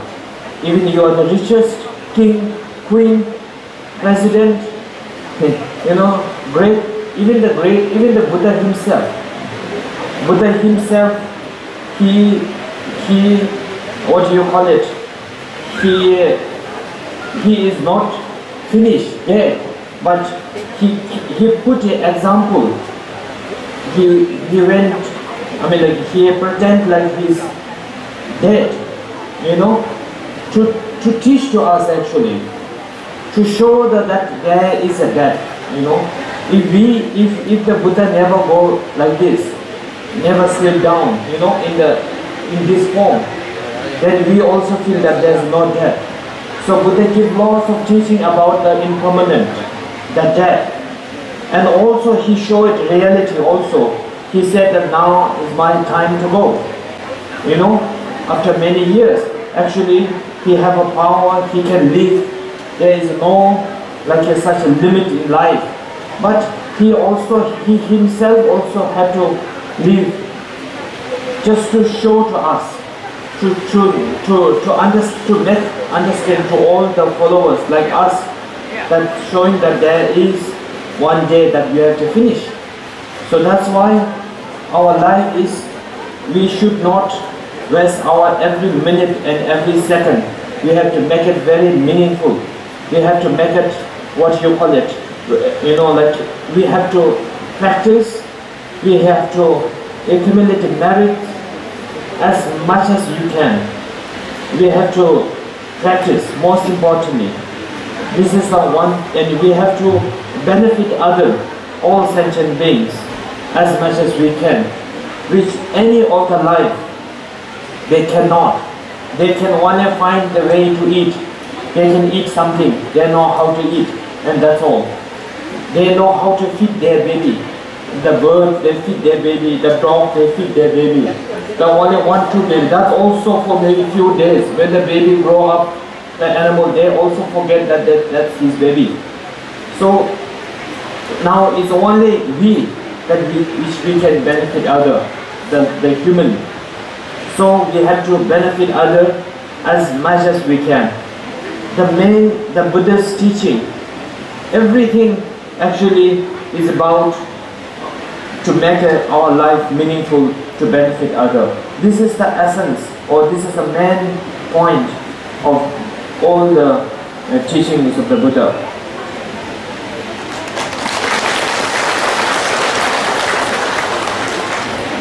Và bây giờ công việc của chúng ta là hãy sử dụng đời mình một cách có ý nghĩa nhất, đừng lãng phí thời gian. Giống như nếu chúng ta giàu có, chúng ta mua một ngôi nhà đắt tiền hay mua một chiếc xe ô tô thật đắt tiền, thì những chiếc xe ô tô hay nhà đắt tiền ấy chúng ta mua về để sử dụng một cách có ý nghĩa, chứ không thể mua rồi vứt đi. Chúng ta sẽ chăm sóc cái xe hay ngôi nhà của mình. Cũng như vậy, thân người là vô giá. Vật chất tuy đắt, nhưng nếu hỏng chiếc xe này, mình có thể mua được một chiếc xe khác. Còn với thân người quý giá này, khi vô thường ập đến, dù có $1 triệu để yêu cầu bác sĩ cho chúng ta thêm tuổi thọ để có thể sống thêm được một vài ngày, chắc chắn cũng không thể được khi cái duyên nghiệp đã mãn. Dù chúng ta có thể đến đỉnh lễ Phật cầu xin Phật gia trì ban phước để giúp cho chúng ta sống thêm, thậm chí Đức Phật cũng không giúp được. Bởi vậy, có lẽ kiếp người còn quý giá hơn rất nhiều, không thể so sánh được như những tiền của vật chất. Dù có nhiều như núi cũng không so sánh được với sự quý giá của kiếp người. Bởi vậy, mỗi giây phút trong kiếp người là vô cùng quý giá. Đời người quý nhưng lại ngắn ngủi, mong manh. Dù làm vua, hoàng hậu hay chủ tịch hay làm tất cả những ngôi vị cao nhất đều sẽ phải ra đi. Ngay cả Đức Phật Thích Ca Mâu Ni, để dạy cho chúng ta thấu rõ về chân lý vô thường, Ngài cũng thị hiện nhập Niết Bàn khi vừa 80 tuổi. Bài học vô thường Ngài muốn để lại cho hàng đệ tử biết rằng có sinh ắt có diệt. Bởi vậy, mỗi chúng ta cố gắng sử dụng thời gian quý giá của kiếp người vào việc thực hành Phật Pháp, vào việc làm lợi ích cho chúng sinh. Đó là năng lực mà duy chỉ loài người mới có thể làm được. Chúng ta hãy nhìn các loài động vật khác, nó có thể làm được gì? Những loài chó, loài gà, loài mèo xung quanh chúng ta, nó không thể nghe Pháp, không thể thực hành Phật Pháp, không thể giúp đỡ người khác. Nó chỉ có thể tìm cách kiếm ăn và những nhu cầu cần thiết của nó mà thôi. Không thể biết hiểu Pháp và thực hành Pháp, không thể giúp đỡ cho bất kỳ ai. Bởi vậy, thông điệp chính của Đức Phật, nền tảng giáo pháp chính của Đức Phật muốn gửi gắm đến hàng đệ tử, chúng ta cần sử dụng ngay kiếp người quý giá mà chúng ta đang có một cách ý nghĩa nhất, một cách đúng đắn nhất, để chúng ta tìm được cho mình một hành trình tâm linh siêu việt và dẫn cuộc đời mình vào những hạnh nguyện lợi ích cho bản thân mình, cho tất cả chúng sinh. Đó là nền tảng giáo lý và là thông điệp căn bản Đức Phật muốn trao gửi đến hàng đệ tử của mình.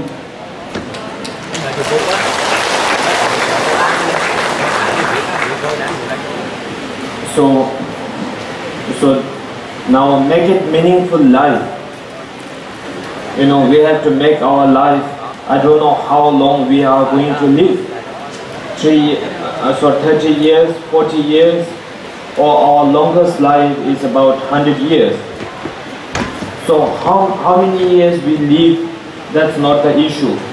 But even if we live one day, but we have to, our issue is that being a practitioner is that every minute, every second, we have to make it useful.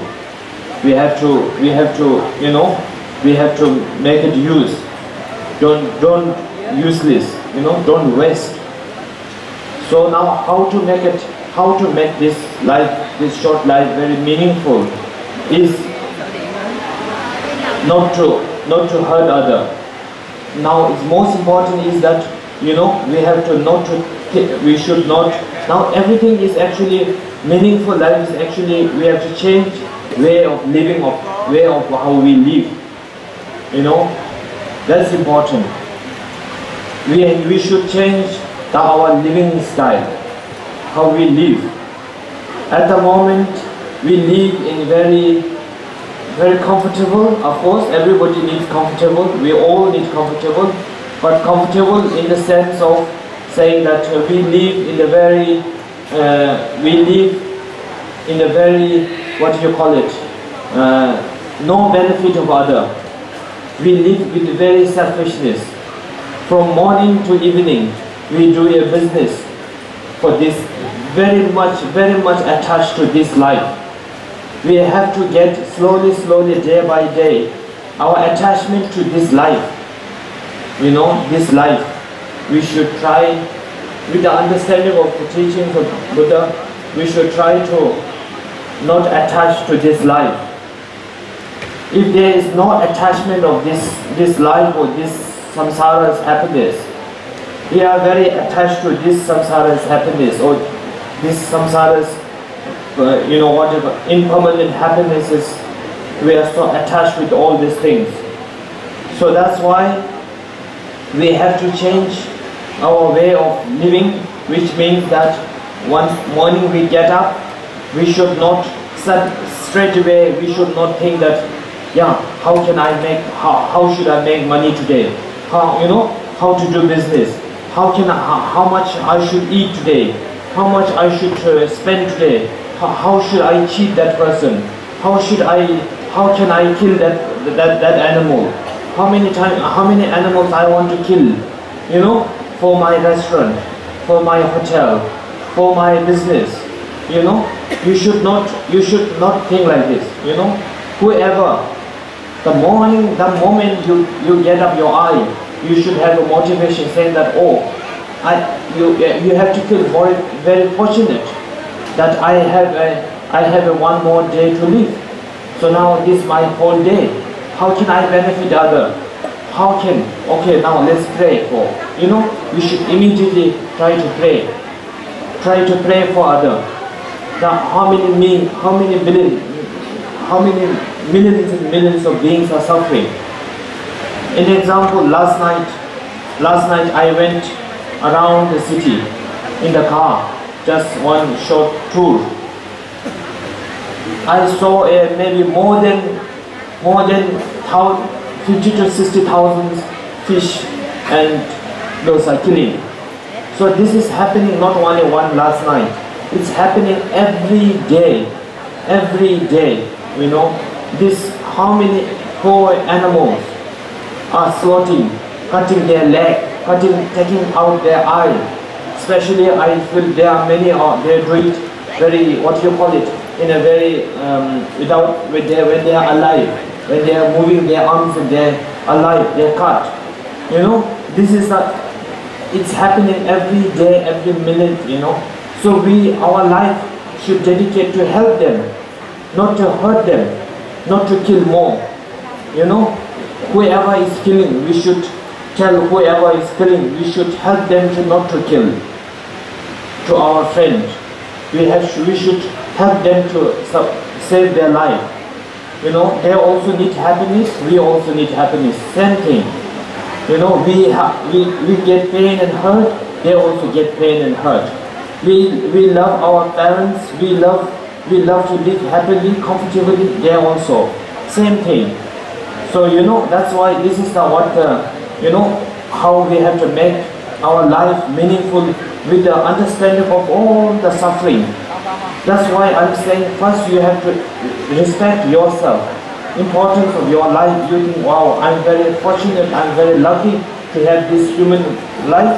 Now I'm free, nobody is coming to kill me, nobody is coming to hit me. Poor animals, they have no choice. They have to die. They have to sit in the cage, controlled by us. They cannot do anything. They even cannot stay closely with their friend. We separate everything, you know, and we separate and we put one into a different cage, one into a different cage. But here right now, human life, nobody comes to kill us. Nobody is coming. We are freedom. So this freedom, we should make it. We should try to practice the Dharma, you know, with the understanding of the other's suffering. We have to respect other with the understanding of your own life. Same thing, their life is also so important for them, because your life is very important also. So first thing, you have to know that your own precious human life is so important. So then that you can help other. You can, you know, so our daily life, you know, what you call it, way of living, we should change. You know, we should not eat meat, we should not kill, we should not hurt, we should not lie. We should try every minute and every second to help other, to make it benefit. We have to concentrate on beneficial deeds. This is what you know, Buddha's teaching. This is what our Lokiteshvara is teaching. Since you all have a very deep devotion and belief on our Lokiteshvara, if yes, then we have to change our daily way of living according to our Lokiteshvara's teaching. Then yes, our Lokiteshvara blessings are always there.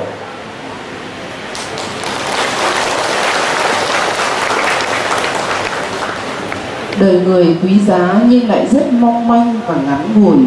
Chúng ta không đảm bảo mình sẽ sống được 10 năm, 20 năm, 30 năm, 40 năm hay 100 năm. Và dù sống bao nhiêu năm cũng không phải là vấn đề. Vấn đề là chúng ta có tìm ra được ý nghĩa của kiếp sống hay không. Nếu sống một ngày có ý đa nghĩa, nếu sống một ngày mà thấy được đạo Pháp, có lẽ còn hơn cả 100 năm sống vô nghĩa theo sự bám chấp của những hạnh phúc ngắn ngủi vô thường của thế gian. Chúng ta không nên quá bám chấp vào những gì trong cuộc đời này một cách ích kỷ, sống chỉ biết mình, không lợi ích cho ai, và tìm cầu những hạnh phúc ngắn ngủi vô nghĩa như ăn ngon mặc đẹp. Tất cả những hạnh phúc ấy nó chỉ tạm bợ, rất vô thường. Bởi vậy là một Phật tử, chúng ta phải thực sự thay đổi lại cách sống của mình, thực sự chuyển hóa lại cuộc đời mình. Chúng ta phải phát nguyện mỗi ngày mỗi ngày sống có ý nghĩa. Mỗi buổi sáng tỉnh dậy, chúng ta thay vì suy nghĩ việc sẽ giết hôm nay mình sẽ giết hại bao nhiêu chúng sinh, hay hôm nay mình sẽ phải dự án này, dự án kia, xin hãy dành 5-10 phút để tư duy rằng một ngày mới chúng ta vẫn còn đang được làm người, chúng ta vẫn còn đang thở. Chúng ta hãy cố gắng cầu nguyện trong một ngày hôm nay chúng ta sử dụng ý nghĩa một ngày của kiếp người để giúp đỡ cho tất cả chúng sinh. Nhìn đêm hôm qua chúng tôi đi dạo vòng quanh thành phố Đà Nẵng và nhìn thấy vô số hàng mấy chục nghìn con cá bị giết hại. Đấy không phải chỉ là một ngày hôm qua, mà tôi nghĩ chuyện này diễn ra mỗi ngày. Bởi vậy là một Phật tử, chúng ta phải cố gắng trợ giúp cho các loài. Chúng ta khuyên những người sát sinh giảm bớt đừng giết hại, bởi những loài đó nó cũng muốn hạnh phúc giống như mình, nó cũng sợ đau đớn giống như chúng ta.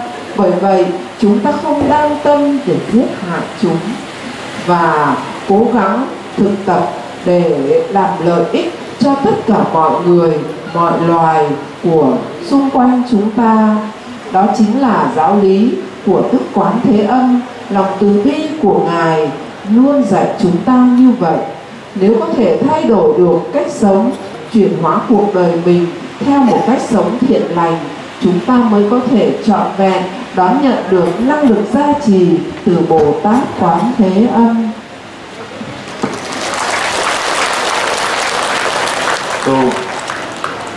So this is a very important that you all should know, and then you know what you call it.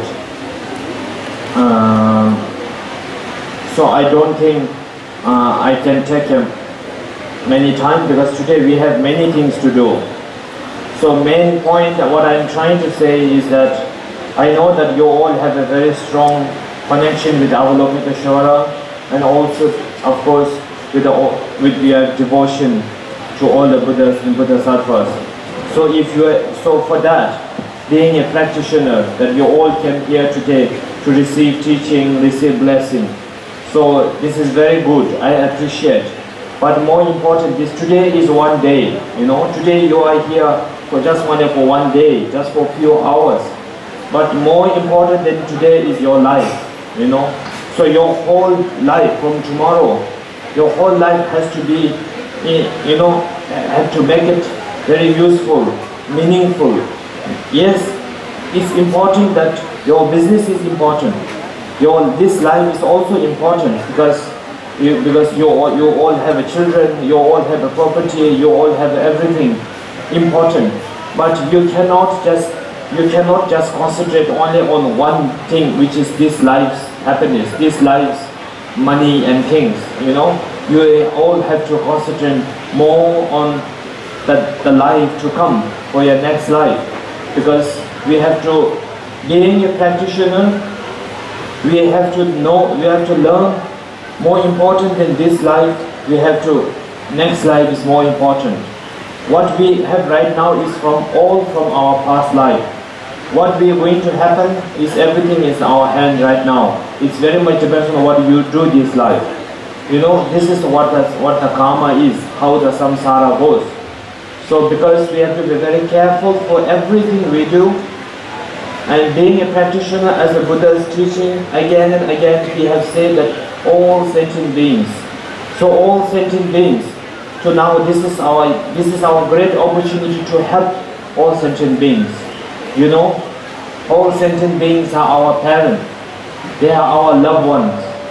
So now when we are born as other life, like dog or cat or fish or anything, they have no chance to help anyone.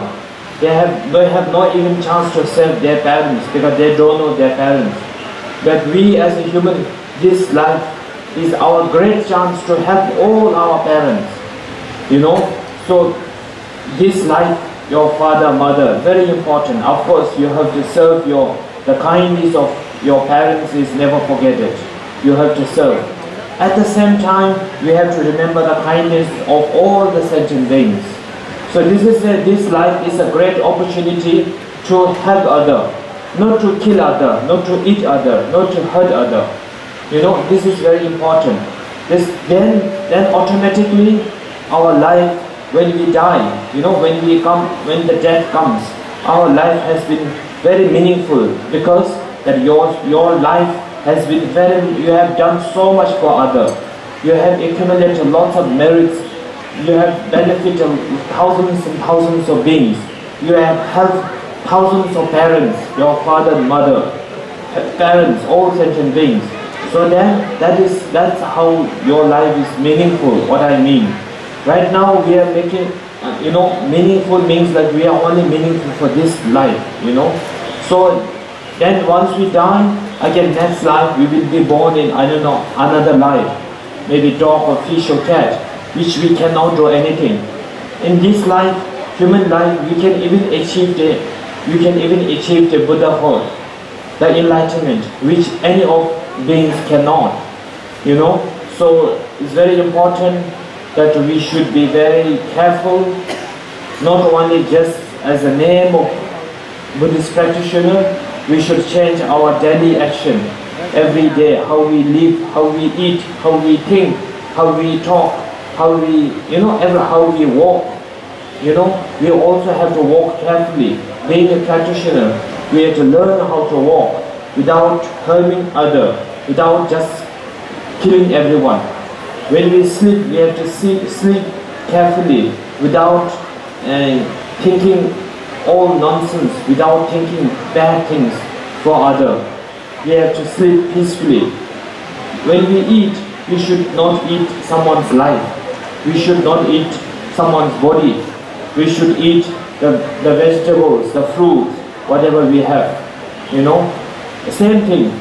What we do, when we do the action, we should not do to hurt other. We should do every minute. We should do things which can help other. Help the fish, help your parents, help the dogs, help these are the things which we have. Then if we do that, then this is because this is only one lifetime we got a chance to do all these things. So this is important. At the same time, we say practice, practice, practice. We talk about practice, practice. Everybody loves to practice, but this is a practice. If I call this is a practice. Our way of thinking, way of living, way of eating, this is all practice. You know, that your daily life, when you take bath, when you go to toilet, everything you can turn into practice. It doesn't mean that practice is only in front of Buddha's statue, only in pagoda. You don't need to go to pagoda. If you have the devotion, if you have the compassion, if you have the love and care for others, pagoda is no need. Right now we need many things. We need a statue, we need pagoda, because we have not enough devotion, not enough compassion. That's why we have to build many things, and you have to go there to remember something. At the home you are not remembering anything. So you need some specific place to go there. That's why the monastery pagoda they started to build. Otherwise, no need. During the Buddha time, there's no so many pagodas. There's nothing, During the many thousand years before, there are not so many this kind of places, like the pagoda, monastery, all these things are not there, not needed, These are very important. You have to, being a non-Buddhist, being a normal person, I have nothing to say. But being a practitioner, we have to change our daily routine, very important. That's the main point I would like to share with you all today.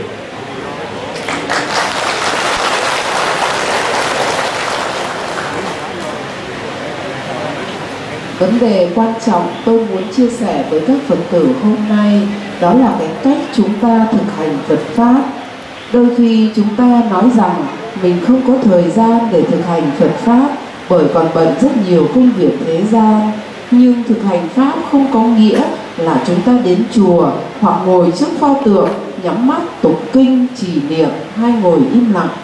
Mà sự thực hành Phật Pháp phải đi vào sự chuyển hóa trọn vẹn trong cách sống của chúng ta.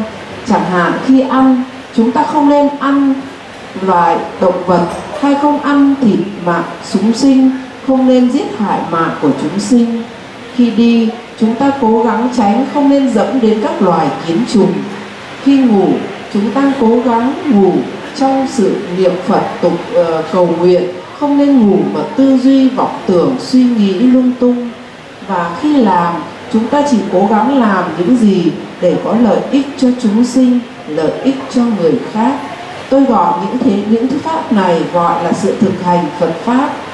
Sự thực hành của Phật pháp nếu chỉ là ngồi tụng kinh, ngồi trì niệm mà không thực sự chuyển hóa cuộc sống của mình, đem lại lợi ích cho mình, cho tất cả mọi người, tôi nghĩ rằng sự thực hành này có lẽ chưa đúng. Bởi vậy, các Phật tử cần phải hiểu rõ, chúng ta có thể ứng dụng 24 giờ trong 24 giờ chuyển thành sự thực hành Phật pháp. Ngay cả khi đi vào nhà vệ sinh, chúng ta vẫn có thể thực hành pháp bằng cách vừa đi vệ sinh vừa cầu nguyện cho các chúng sinh đoạn trừ phiền não tham sân si. Như vậy, ăn uống đi đứng nằm ngồi đâu cũng là thực hành pháp, miễn sao đem lại lợi ích cho tất cả chúng sinh. Nói đến tất cả chúng sinh, bởi tất cả chúng sinh đều là cha mẹ của chúng ta trong nhiều đời nhiều kiếp. Chúng ta đã từng tái sinh trong luân hồi bao nhiêu kiếp, và kiếp nào cũng có cha, có mẹ. Bởi vậy trong kiếp này, kiếp duy nhất chúng ta có cơ hội trả nghĩa, trả hiếu với cha mẹ nhiều đời của chúng ta. Nếu tái sinh là các loài động vật như chó, gà, mèo vân vân, chúng ta không biết cha mẹ mình làm sao có thể báo hiếu. Bởi vậy chỉ trong kiếp người quý giá này, mình mới có cơ hội để báo đáp cho cha mẹ nhiều đời nhiều kiếp. Làm thế nào chúng ta cố gắng sống, đừng chỉ nghĩ đến một đời này, ăn và thụ hưởng thoải mái theo nhu cầu dục lạc mà không quan tâm đến hành trình tâm linh. Bởi chúng ta còn đời này và đời sau, nhiều đời sau nữa. Nếu chúng ta không biết tích lũy công đức trong đời này thì chắc chắn khi cái chết đến, chúng ta chẳng làm được gì cả và ra đi với hai bàn tay không. Rồi nghiệp đưa đẩy, chúng ta sẽ phải đọa lạc xuống các cõi thấp như địa ngục, ngã quỷ, súc sinh. Và như vậy là đã lãng phí một kiếp người. Bởi vậy, điều căn bản giáo pháp chia sẻ hôm nay tôi muốn gửi đến các Phật tử là cố gắng sử dụng đời người một cách có ý nghĩa nhất. Cố gắng sử dụng đời người vào sự thực hành pháp theo trọn vẹn nghĩa ăn uống đi lại, miễn sao đem lại lợi ích giúp đỡ tất cả chúng sinh. Đó là những gì tôi muốn gửi gắm và trao gửi đến các Phật tử hôm nay. I don't want to take much of your time now because we have to do many prayers and blessings today. But one example I want to share with you, just one story. I mean, like example, like in my, as I said, the Delhi more important than you know, having a statue, doing all these things. You know, I said the Delhi is your life. You know, that your way of your living is more important. Why? Because that's what I believe myself, but I don't know how you believe. And also I have one of my friend, he's an Indian. He's an Indian and he is not he don't believe in any religion. He's not Buddhist, he's not Christian, he's nothing. But he don't know our Lokiteshvara, he don't know the Buddha. Of course he must be heard, but he don't know anything. He don't even chant one mantra in a day. He's a businessman, and his parents has a lot of very, very, very big business and many things, many companies, many hotels, many restaurants, everything. You know, he is, I think, the very, very, very rich man in India. But now, you know, like then later on, like he is a very good guy, and then very compassionate, I will say.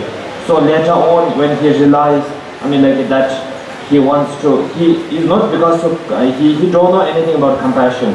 but he just feels so bad that beings are suffering. That's all. So then I think that one of his friends told him, he's saying that how he got is that I think normally he don't like the animal.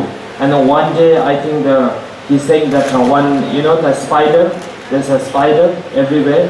The normally spider are very scary.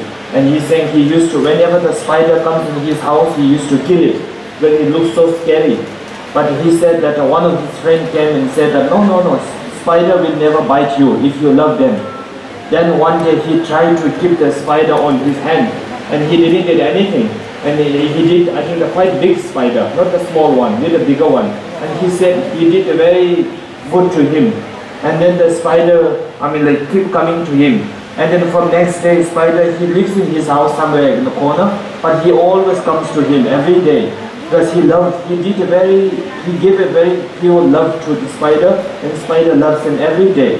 So from that day, he said he found that, all the we have to love everyone. Everyone loves the love and care. We should care, And now what he have done, he have sold out more than, more than 10 or 20 resorts and hotels that which creates a lot of sufferings for the being. And then he has set up a new business. And then nowadays what he does is every between 10 days he serves. He go to sea and buy thousands of animals, and he have more than 500 dogs, injured dogs he collect from everywhere, keep in his house. And his house is now full of animals, It's like he have space only for his place to sleep. Otherwise, kitchen, he have a dog and pigeon everywhere, snack, full of animals. It's like zoo, which loves him. And he had been I really love what he does. So I tell him, you are Bodhisattva, and he don't know any practice, but his heart is like a very, very compassionate. The meat, the moment he see even his friend eating meat, he gets very angry. He is almost beating the friend. He has that much compassion, even without knowing any of Buddha's teaching. But he has very strong compassion for others, and he cares for everything. When he go to sea, if he see anyone who is catching fish, immediately he pay money and he buy all the fish and say, please you go back. How much you earn today? I earn this much. Okay, I give you money and please don't catch fish for today. Please you go back to home. He does like this. And now he is becoming richer and richer and richer. His business is like booming, every day. So this is what I think we should learn. We should learn from the other. That's how, actually this is what the Buddha is teaching. We should love and care for others. That's what we should learn. That's I just came in my mind to share with you. So these things are this is example. So we have to look good example. We should never look at a bad example. We should look up whoever is doing good, So this is very important. So now I'm going to do the smoke puja, offering in the form of smoke. Just recently we did they did offering in the form of flower, and to all the Buddhas and Bodhisattvas. And now we do the offering of the smoke in the form of smoke. We call it sang, and also all different types of food. And for get rid of all your obstacles, and for the all sentient beings, we pray for your success life. We'll take this for some time, so you all can just relax and pray, and after that you all have to carry, and you all have to put into the fire the offering, and pray from depth of your heart for get rid of all your obstacles, for your success, Dharma life, meaningful life. And you pray for sake of all sentient beings, you put this offering into fire. That's what you have to line up and you have to do. This is what we're going to do now, and myself and our Sangha will start praying.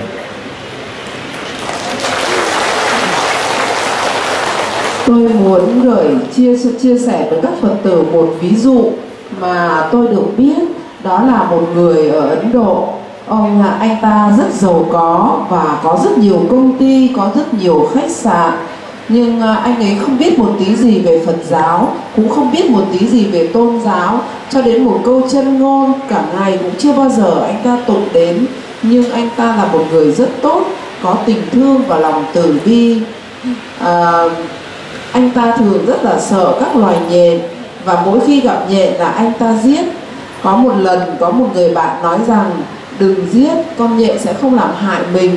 Và anh ta bắt đầu tập để con nhện trên tay của mình và dần dần vuốt ve. Thế con nhện cũng cảm được và cũng bày tỏ sự gần gũi của nó với anh ta. Và từ đó anh ta mới phát hiện ra rằng nếu chúng ta yêu thương bất kỳ loài nào, chúng nó sẽ yêu thương lại chúng ta. Và anh ta đổi cách sống. Anh ta có tới 20 cái resort, hotel, khách sạn.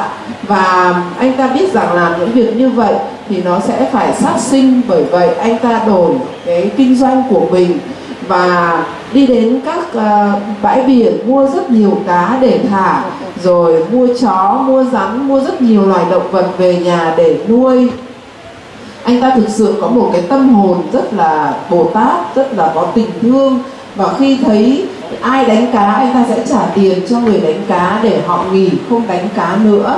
Đó là câu chuyện mà anh ta hoàn toàn không biết đến Phật Pháp. Cho nên khi tôi gặp, tôi đã gọi anh ta là một vị Bồ Tát.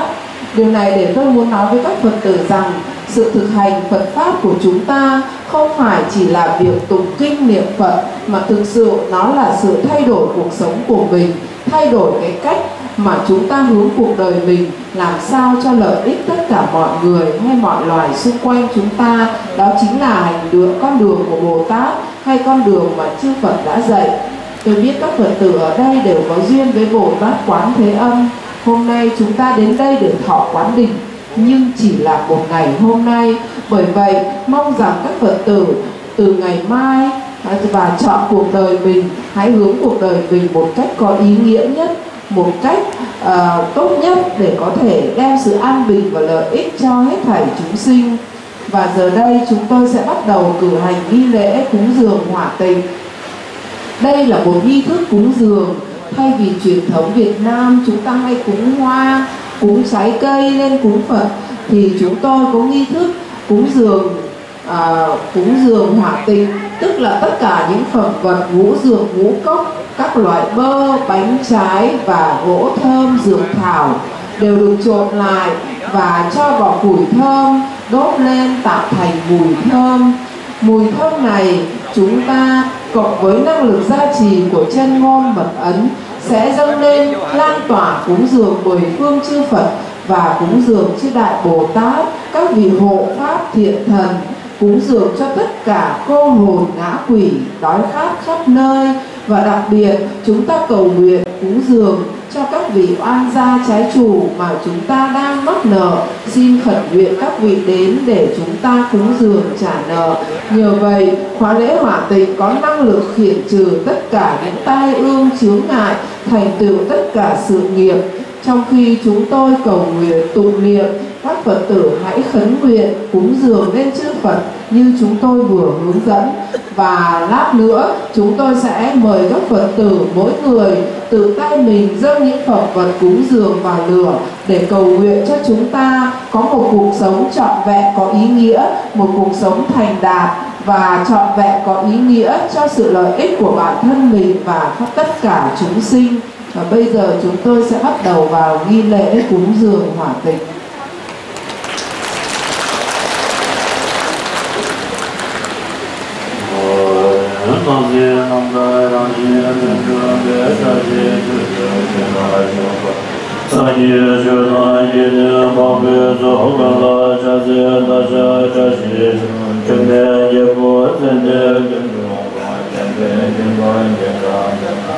Lời cùng bơi cho chiến trong bơi chiến đừng bơi tâm bơi sẽ tròn bề ta nhé xin chiến tâm chiến là hội trong biên bế y chiến dịp sẽ lời trong biên địa chiếnဆိုင်từ bế ra chiến bề bề quyến để qua chiến bơi đi cha zi lo chang bi chu no ba li do je ze chen re si wa gong bo chang be sa ye ni bo ji ba nam ba ze nam ye ni bo pa chu kun do sa wo be do je be do je da bo da wa ri ji ni ma ye cha zi le nam do je be de Sang chu zen ba de la cha zi lo ren ji do shu cha ji se ge de shu mo sa yang wa ka ma la nian zha dong da ben zo be be wo min no ye zi wang ju ro go lo de ren ji da shu ji ji cha zen ji chou de ye wa chu ji ye ye ye zu mo wa zhen be be be be cha ji la mo ye la sha be sang bo chen bo de shu zi me bo me do de na ye bo yu go ra zo ba ye bo lu wa mi me za nam de la zi go lo na ji shu la na dong dong do ji zen be wa ri shu de ye zen je sa so ne zo ye le da ji be ji ne yong wa ye sha zi lo da ji ra din de sha wa zeng ba la ye da niu zi wa ri ye de de be ye sang ye ye ye cha ji de le be zong zo wa ju cha zi wa da ju ji sha ma da ji zo gu ji zo wa ye ye wa ji ye sang ye zo be sang ju ye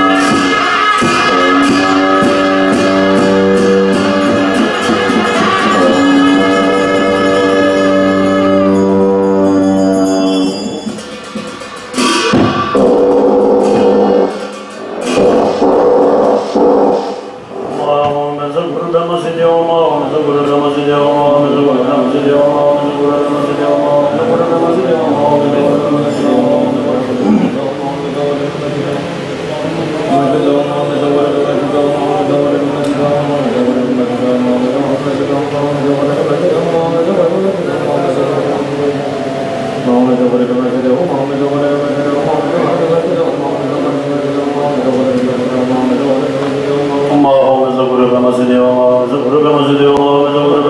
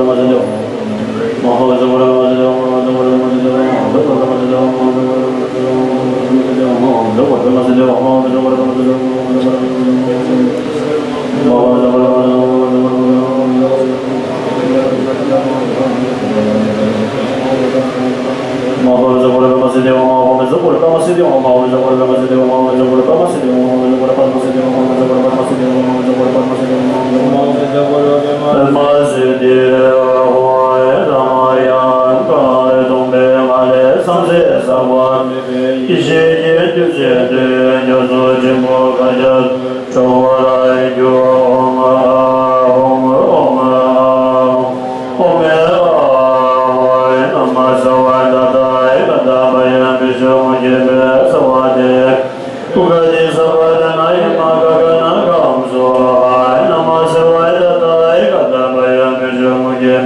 Gõ để không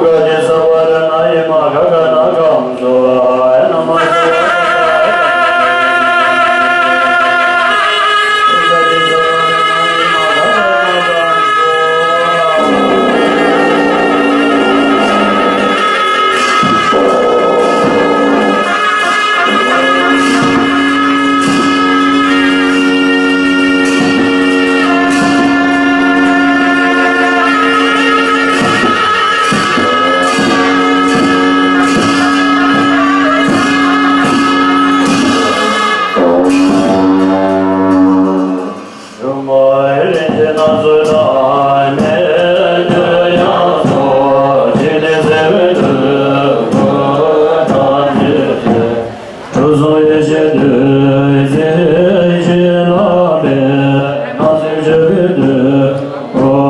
lỡ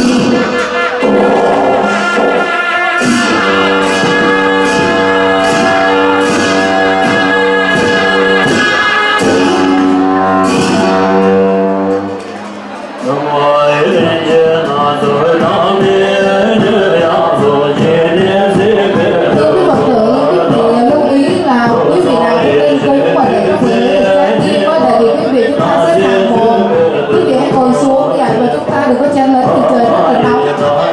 Do vậy các anh nên bảo vệ chúng ta hướng dẫn cho các Phật tử ngồi xuống.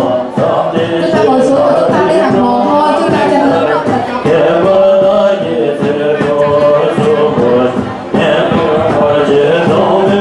các vị chưa có lượt đó quý vị, thì chúng ta ngồi xuống giãn ra khỏi nóng mà chúng ta được trang điểm như thế để làm cho buổi lễ không còn trang nghiêm và phong tử.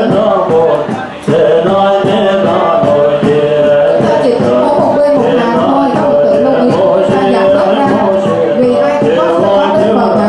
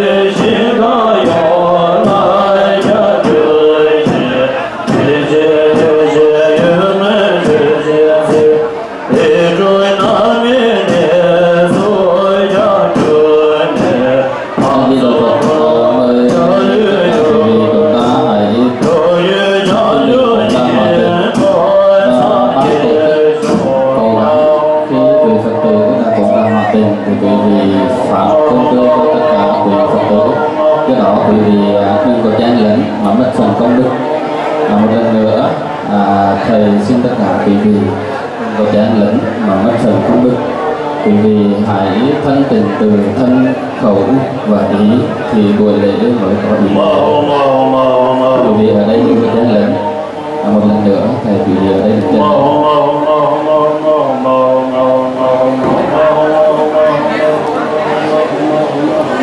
Ban tổ chức ở đài Hòa Tình thì bố trí ngoài đài Hòa Tình thì chỉ có cúng, đừng để quý Phật tử cứ phải vái thôi.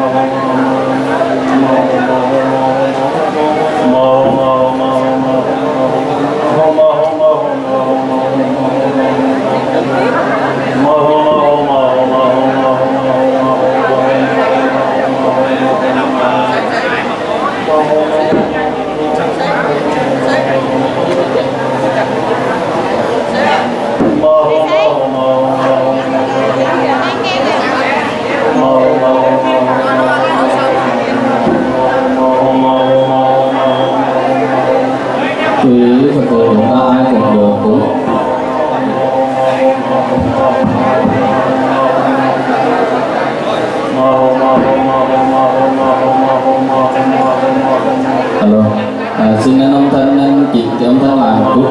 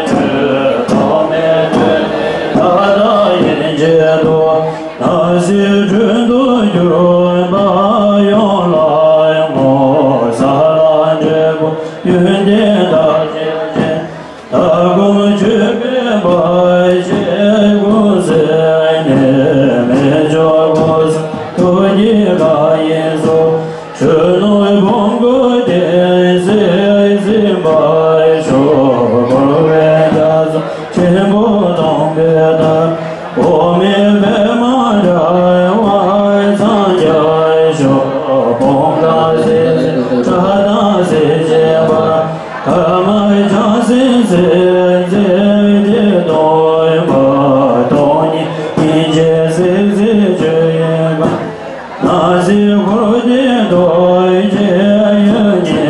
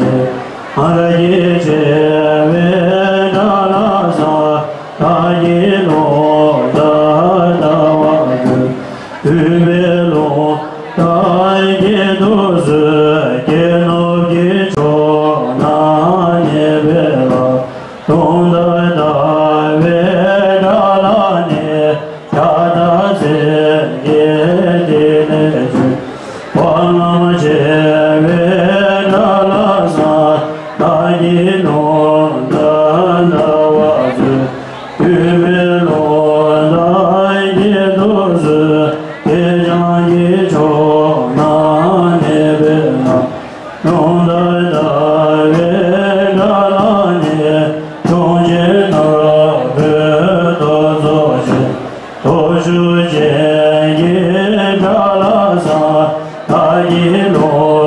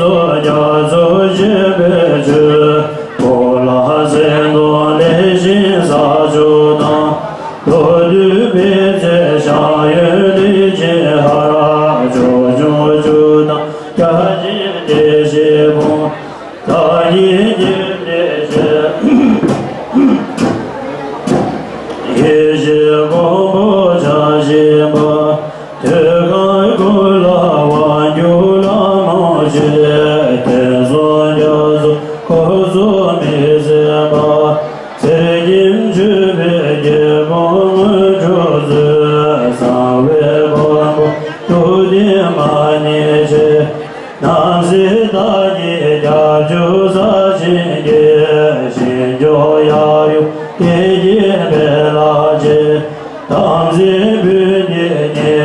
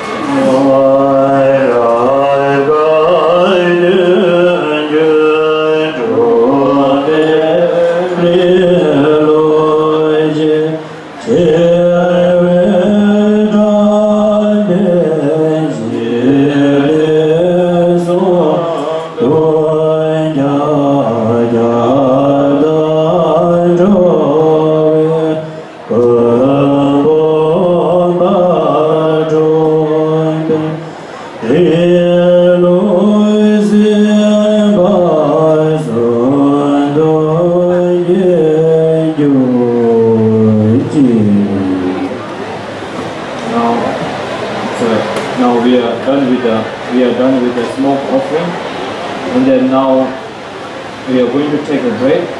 But at the same time, we are, as a request from the abbot, from the venerable, I'm going to do the groundbreaking ceremony of the new temple.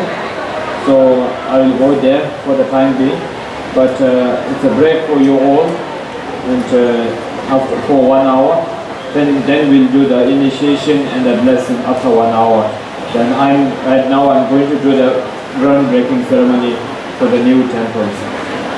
Anh Di Đà Phật. Như vậy là khóa lễ hoạt tịnh tới đây đã thành tựu viên mãn, và theo lời thỉnh nguyện của đại đức trụ trì thì chính vương cùng tăng đoàn sẽ đi tới chỗ khu vực để làm lễ gia trì cho việc xây từ viện mới. Còn các Phật tử chúng ta sẽ nghỉ giải lao ăn trưa trong vòng 1 tiếng, rồi mời quý vị quay trở lại để chúng ta tiếp tục khóa lễ. Ngài sẽ truyền quán đảnh Đức Quan Thế Âm Thiên Thụ Thiên Ám Thần Nhất Diện. Do vậy mời quý vị sẽ quay trở lại vào lúc sau 1 giờ chúng ta nghỉ trưa. A Di Đà Phật.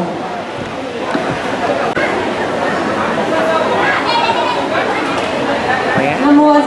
Nhà chùa xin mời các Phật tử chúng ta đứng dậy chắp tay để Đức Nhất Chính Vương chuẩn bị xuống đặt viên đá để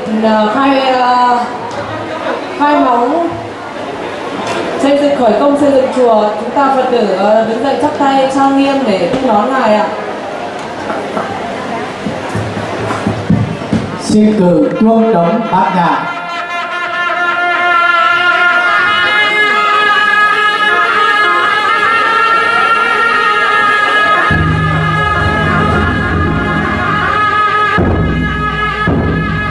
Ngài Nhiếp Chính Vương và tăng đoàn thực hành thì đặt viên đá kính tương thừa để cho ngôi chùa chúng ta sớm thành tựu viên mãn.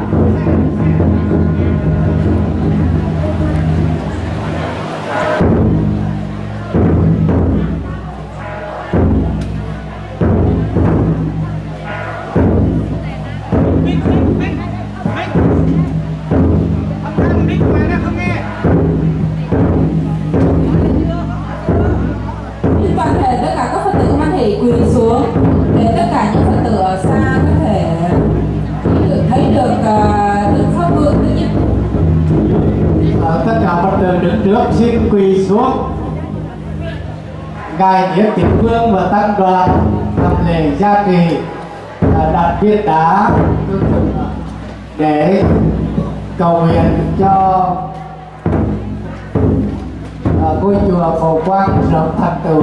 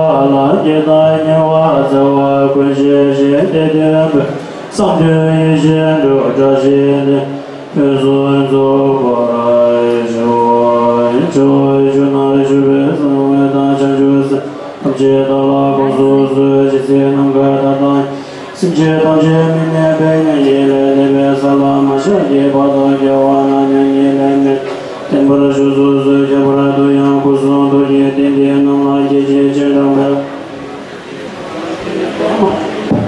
Yawana, Yeleme, Juzus, Tempora June, Janda, Simja, Damjela, Shutan, Demoy, Ujo, Maleva, Zendo, Edine, Sudan, Jedo, Joe, Dendo, June, Dani, Mesena, Wash. Shonale Brazedo Pama Karmalaye Dam Suratisha Banzaye Soha Suratisha Banzaye Suratisha Banzaye Soha. Tất cả các Phật tử cho một tràng pháo tay để cầu nguyện Phổ Quang sớm được xây dựng thành.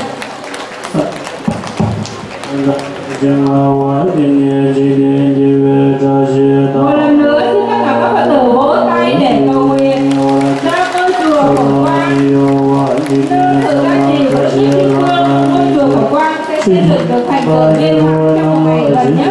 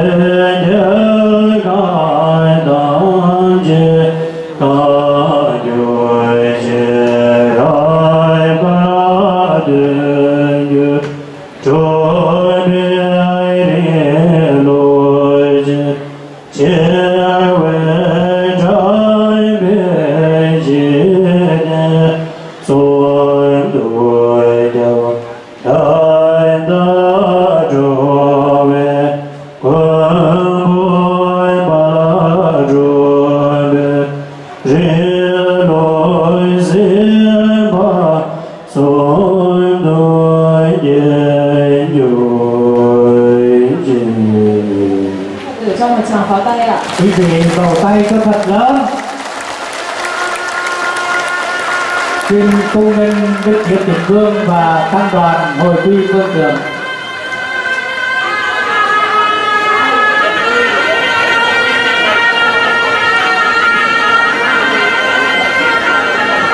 Bây giờ Phật tử quý vị có hai bên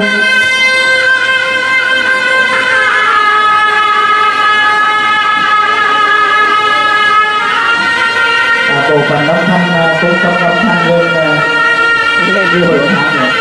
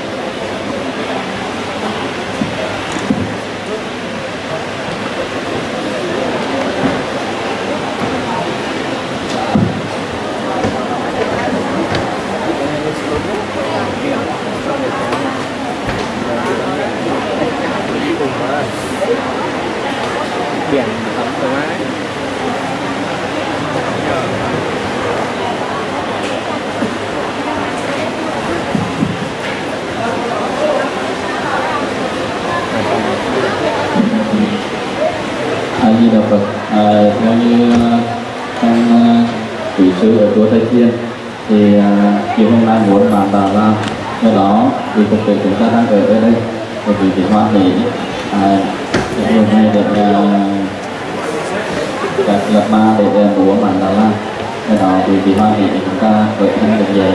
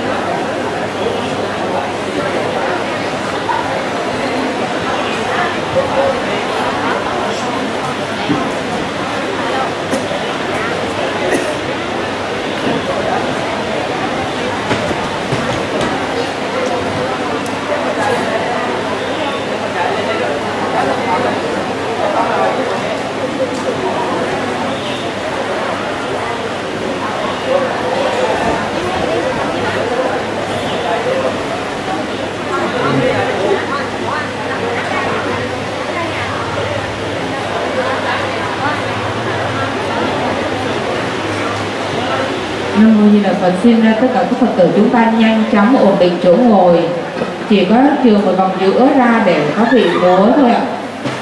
Còn tất cả chúng ta hãy ngồi an định tinh thần để bắt đầu các ngài vào chương trình ạ. Tất cả quý vị ở bên cánh tay trái của lễ đài, xin quý vị qua bên này ngồi xuống ạ.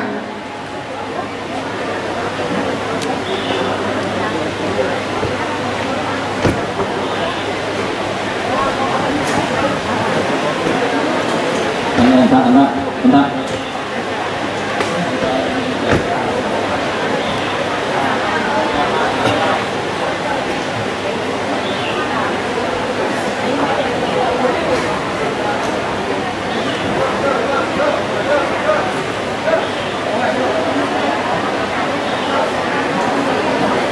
Di Đà Phật.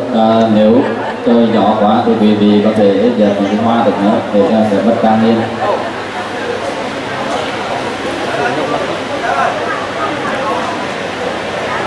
Thậm chí quý vị cất mấy cái cục gỗ ra lên.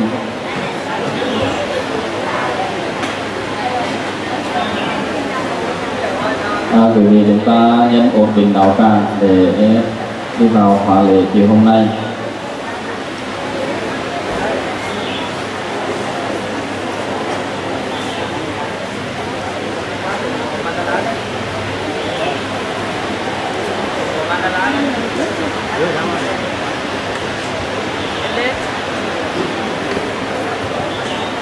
Tiếp cho bạn tình yêu đấy, bạn tình yêu và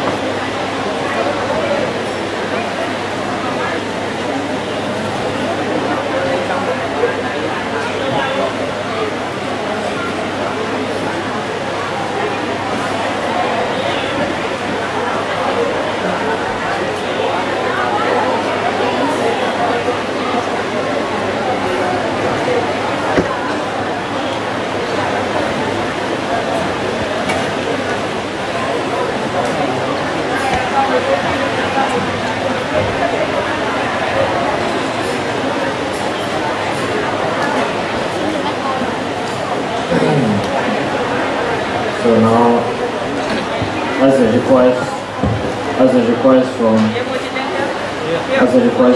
Venerable Bhikkhuviji, now it's a time to time for the initiation. So now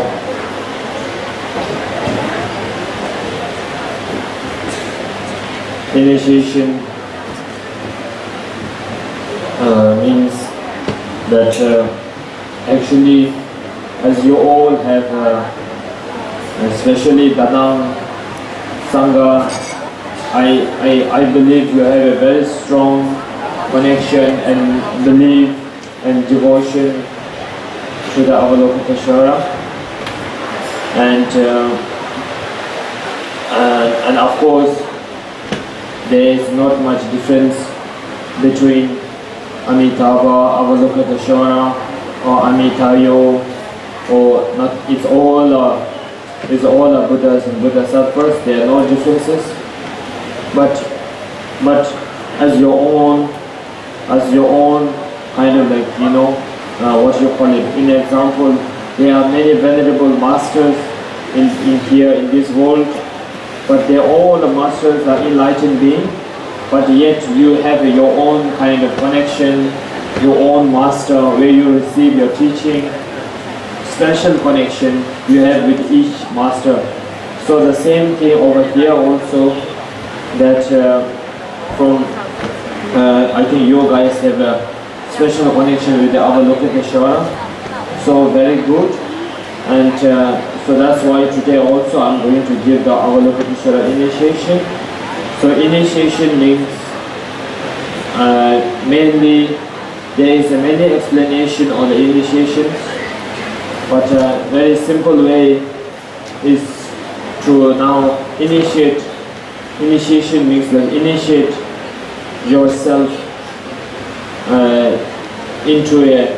Of course, you know, each Buddha, from each Buddha you are receiving initiation. Suppose, you know, Amitayo initiation, Amitabha initiation, Avalokiteshvara initiation, any initiation you receive, that means actually you receive the initiation as a blessing, and also not only a blessing, you have to follow, you are making a connection. When you receive, you are making a connection. So once you make a connection, that means you have to follow. That means you have to follow the instruction. Which means, in example, Avalokiteshvara initiation, you receive the initiation, which means you have received the fully blessing of Avalokiteshvara, and that means you have a special connection, but not only connection. You have to follow the teaching, the advice, the teaching of Avalokiteshvara, which is Avalokiteshvara is the Buddha of compassion. So as I told you this morning, we talk a lot about compassion, a lot about how to make your life meaningful, and how precious the human life. So I did explain this morning a bit. So now exactly the same thing. So Avalokiteshvara is a great Buddha of compassion. So from today we are receiving the initiation, which means from tomorrow onwards we have to develop our compassion very importantly.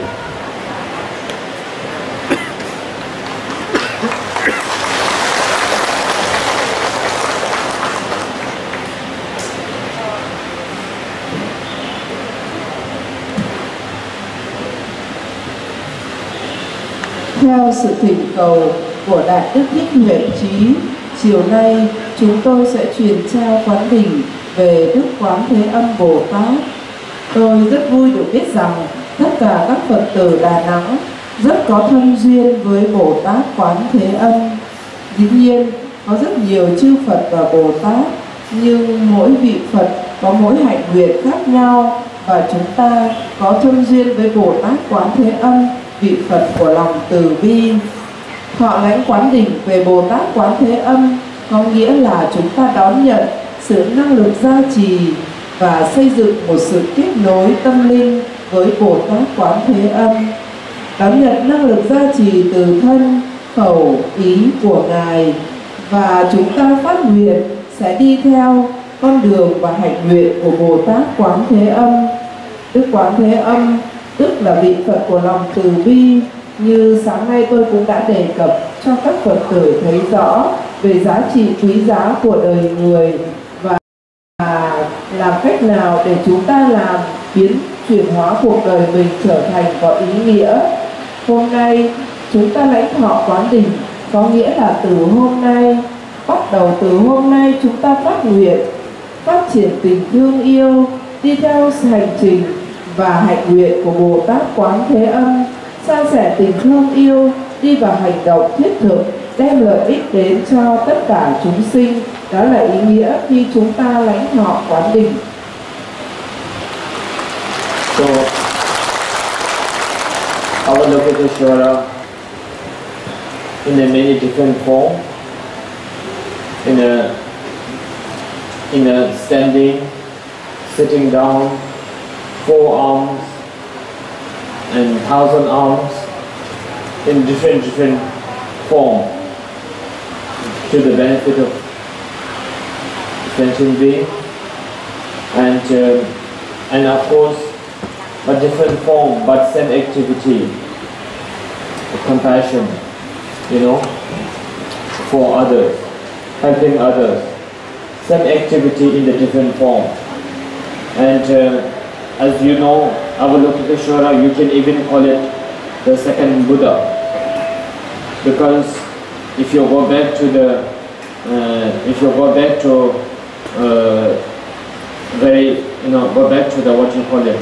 the history or the life story of Buddha, there you can see that when the Buddha was about to leave this world, that time Avalokiteshvara came to visit Buddha and requested to live long, to live more, to give it more teaching, and to for the sake of all sentient beings. Avalokiteshvara requested Buddha to live long, but Buddha refused, and Buddha told Avalokiteshvara that until today it's my job or my duty to benefit other, but from today onwards it's your duty now to look after all the sentient beings. So Buddha himself told to Avalokiteshvara that you have to now have all the beings. Of course, it doesn't mean that Buddha is gone now. Buddha blessings are always there if you have a devotion. But Avalokiteshvara, more, what you call it, Avalokiteshvara, he was very much compassionate, more than any other Bodhisattvas. So Avalokiteshvara very actively, even now, there for all of us if we have the devotion. So that's how Avalokiteshvara is one of the most important, and what you call it, you can even call it the second Buddha also.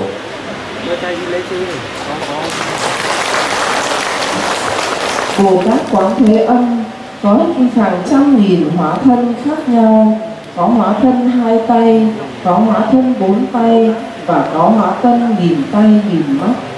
Dù hiện trong hình tướng hóa thân nào, Ngài cũng vẫn là vị Phật của lòng từ bi. Bởi trong quá khứ, khi Đức Phật sắp sửa nhập Niết Bàn, Bồ Tát Quán Thế Âm hiện đến và thỉnh cầu Phật trụ thế chuyển pháp luân. Đức Phật đã nhắn nhủ rằng: ta đã làm xong trách nhiệm và bổn phận, bây giờ đến trách nhiệm của Ngài sẽ là chăm sóc và cứu độ cho hết thảy chúng thư sinh thay ta. Vâng lời Đức Phật, Bồ Tát Quán Thế Âm đã ở lại suốt mãi với cõi Sa Bà, phân thân vô số để cứu độ mọi muôn loài hữu tình. Và vì thế, Ngài là vị Phật của lòng từ bi, tức là bản chất tình thương yêu và lòng từ bi của 10 phương 3 đời chư Phật. Bởi vậy, Ngài là vị Phật vô cùng quan trọng đối với chúng ta, bởi tất cả chúng ta cần tu theo hạnh nguyện của Ngài, phát triển tình thương yêu, phát triển lòng từ bi để trang trải đến cho tất cả chúng sinh.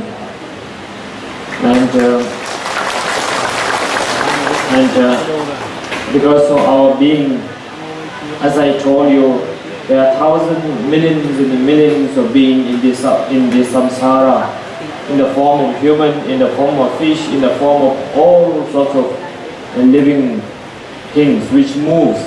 Anything that which moves and which flies, which moves, that's a being. So anyhow, there are thousands of millions of beings that they are suffering, and Avalokiteshvara, his promise, his commitment is that until and unless all the sentient beings liberate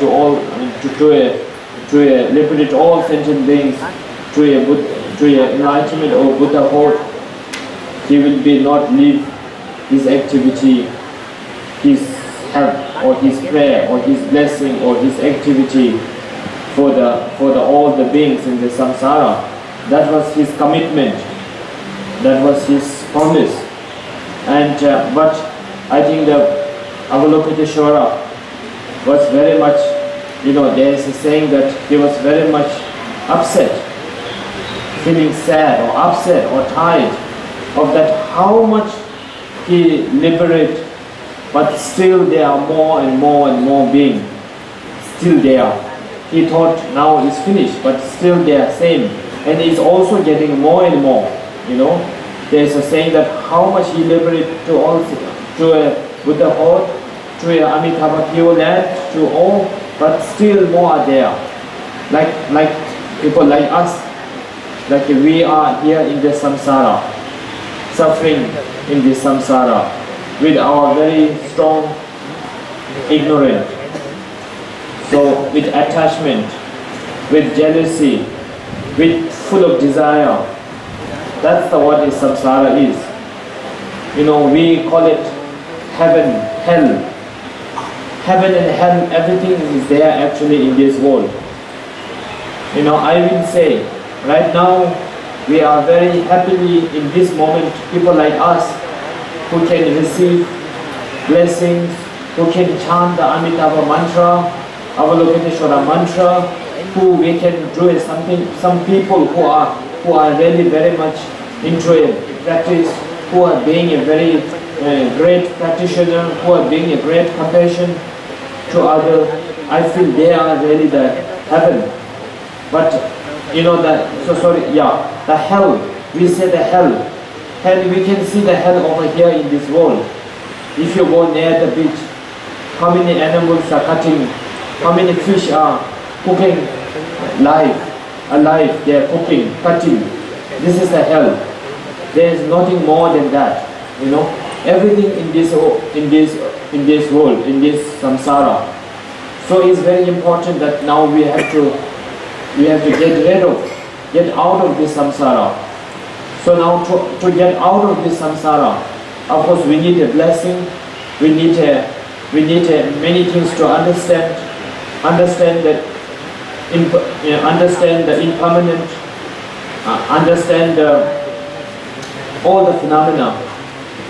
So many things we do need to understand. So anyhow, you know, we are the being now actually who are suffering. So Avalokiteshvara, he prayed, he liberated many beings, but still there are many. And then I think, and one day Avalokiteshvara was very upset, and then he is about to give up.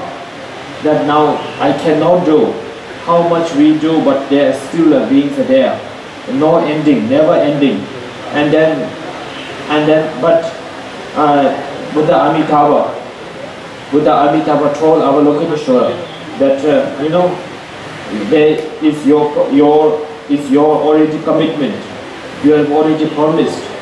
You have to be still. You have to help all the beings. Then, but you know, to become more active, to become again more, to do a more, you know, more bigger whatever activity, or to liberate more in one time. Then, you know, he got with the blessing of Amitabha, he got 1,000 arms, 1,000 eyes. So which 1,000 eyes he can see everywhere, with not only in what like we, not like we, but which we can only see what we can see in front of us. That's all. We cannot see what's the above this. We cannot see. There's a cover.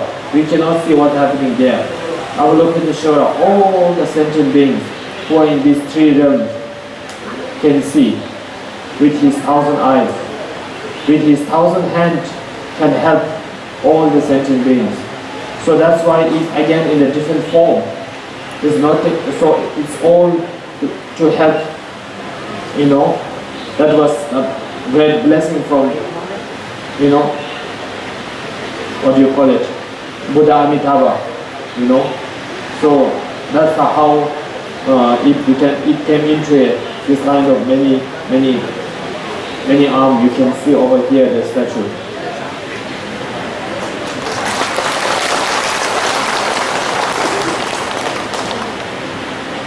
Trong biển khổ mông lung, vô số chúng sinh trong 6 đảo đang trôi lăn lặn kiểu ngục mãi trong biển luân hồi. Bởi vậy, Đức Quán Thế Âm đã phát nguyện, chỉ khi nào giải thoát cho tất cả hữu tình thành Phật, Ngài mới thành chính sa giác, và Ngài đem hết khả năng, lòng từ bi, trí tuệ của mình để cứu độ chúng sinh. Nhưng rồi, Ngài chợt nhận ra rằng cho dù Ngài đã cứu độ được một số chúng sinh giải thoát, vãng sinh về cõi tịnh độ, nhưng vẫn còn vô số chúng sinh khác vẫn trôi lăn ngạt ngục mãi, đầy giấy tham lam, sân giận, tật đố, kiêu căng. Bởi vậy, Bồ Tát Quán Thế Âm buồn bã và dường như muốn rời bỏ lời nguyện của mình. Lúc đó Đức Phật A Di Đà là bản tôn của Bồ Tát, là bản sư của Bồ Tát Quán Thế Âm, đã động viên gia trì cho Ngài Đức Phật Di Đà dạy rằng lời nguyện Bồ Đề không thể thoái, bởi vậy con hãy cố gắng nỗ lực tiếp tục hành nguyện của mình, rồi Đức Phật A Di Đà gia trì cho Đức Quán Thế Âm. Với sự gia trì của Đức Phật A Di Đà, thêm nỗ lực, thêm đức tin kiên cố, Đức Quán Thế Âm liền hóa thân thành nghìn tay nghìn mắt với 11 đầu như chúng ta thấy trên pho tượng. Với nghìn tay nghìn mắt, Ngài có thể quán chiếu khắp 10 phương 3 đời thế giới để có thể cứu độ cho pháp giới chúng sinh. Bởi vậy, cho đến ngày nay, Bồ Tát Quán Thế Âm vẫn đi khắp vào cuộc đời, khắp không gian vô tận, thời gian vô cùng để dẫn dắt, cứu độ cho hết thảy chúng sinh thoát khỏi những cảnh khổ đau. Đó là tích của Đức Quán Thế Âm nghìn tay nghìn mắt. And so this is the Avalokiteshvara. This is just a short explanation of who is Avalokiteshvara. Avalokiteshvara is it's a what do you call it? Buddha of compassion. So exactly they are showing example for us. So exactly the same thing now. We have to do this kind of. We have to try to be like Avalokiteshvara one day. We all can. There is nothing that we cannot. We always think everything we think we cannot do. I cannot achieve. I cannot get to enlightened. In this world, if you do it, there is nothing that you cannot do. We have to have a effort, and also we have to have a devotion. That no matter whether you are a boy or girl, you every time you should never put yourself down. You always have to encourage yourself. I can do that, So that's why, that's what we always have to have. So starting from helping to one animal, we should go up slowly to helping 50, 30, then slowly more and more. Then one day we will reach a certain level with our practice. We will reach a certain level that the very strong compassion which we can even give our eye and leg and hand without any pain. So this is all very much depends on whether how you practice. Right now our compassion is too tiny, too small to to attend Avalokiteshvara Pure Land. Right now the compassion which we have is not stable. It's when we are happy, when we very selfish, when we love someone, when we like someone, we help. Other than that, we cut and eat. That's not okay, So since we are and since especially Danang people like you all, I believe you all have a very strong connection. So connection is not enough. More important than just connection. Now we all have to follow the teaching of Avalokiteshvara, which is more focused on compassion, and also especially my lineage, the Drukpa lineage, the dragon lineage, which has a very strong connection again with Avalokiteshvara. Even the first Drukpa, which is the founder of the Drukpa lineage, when he passed away, in each of his backbone, 21 backbone, in each backbone there was the Avalokiteshvara. Even now you can visit in our country, in Himalaya, you can go and visit the Avalokiteshvara's picture. In each of the bone, very clearly, some are sitting down, some are standing up, in different forms. Some are with the 1,000 arms, some are with the 4 arms, So each bone has a different. So Avalokiteshvara, and from that, from the first Gyawang Drukpa until today, the present Gyawang Drukpa, they all are manifest. All are Avalokiteshvara in the form of human. So we have a very strong connection, as well as I think the Vietnam, and not only Vietnam, many of the Buddhist countries have a very strong connection with the Kuan Yin. They call it, the Avalokiteshvara. So this is something, not only you, I myself also have a very strong connection. Of course, Vietnam in my lineage has a many connection through history, driven, through your driven, which the king saw in Hanoi, and also which our first Gyawang Drukpa saw the 9 dragon. So that's why we have a very strong connection also. One is because of dragon, one is because of Avalokiteshvara again.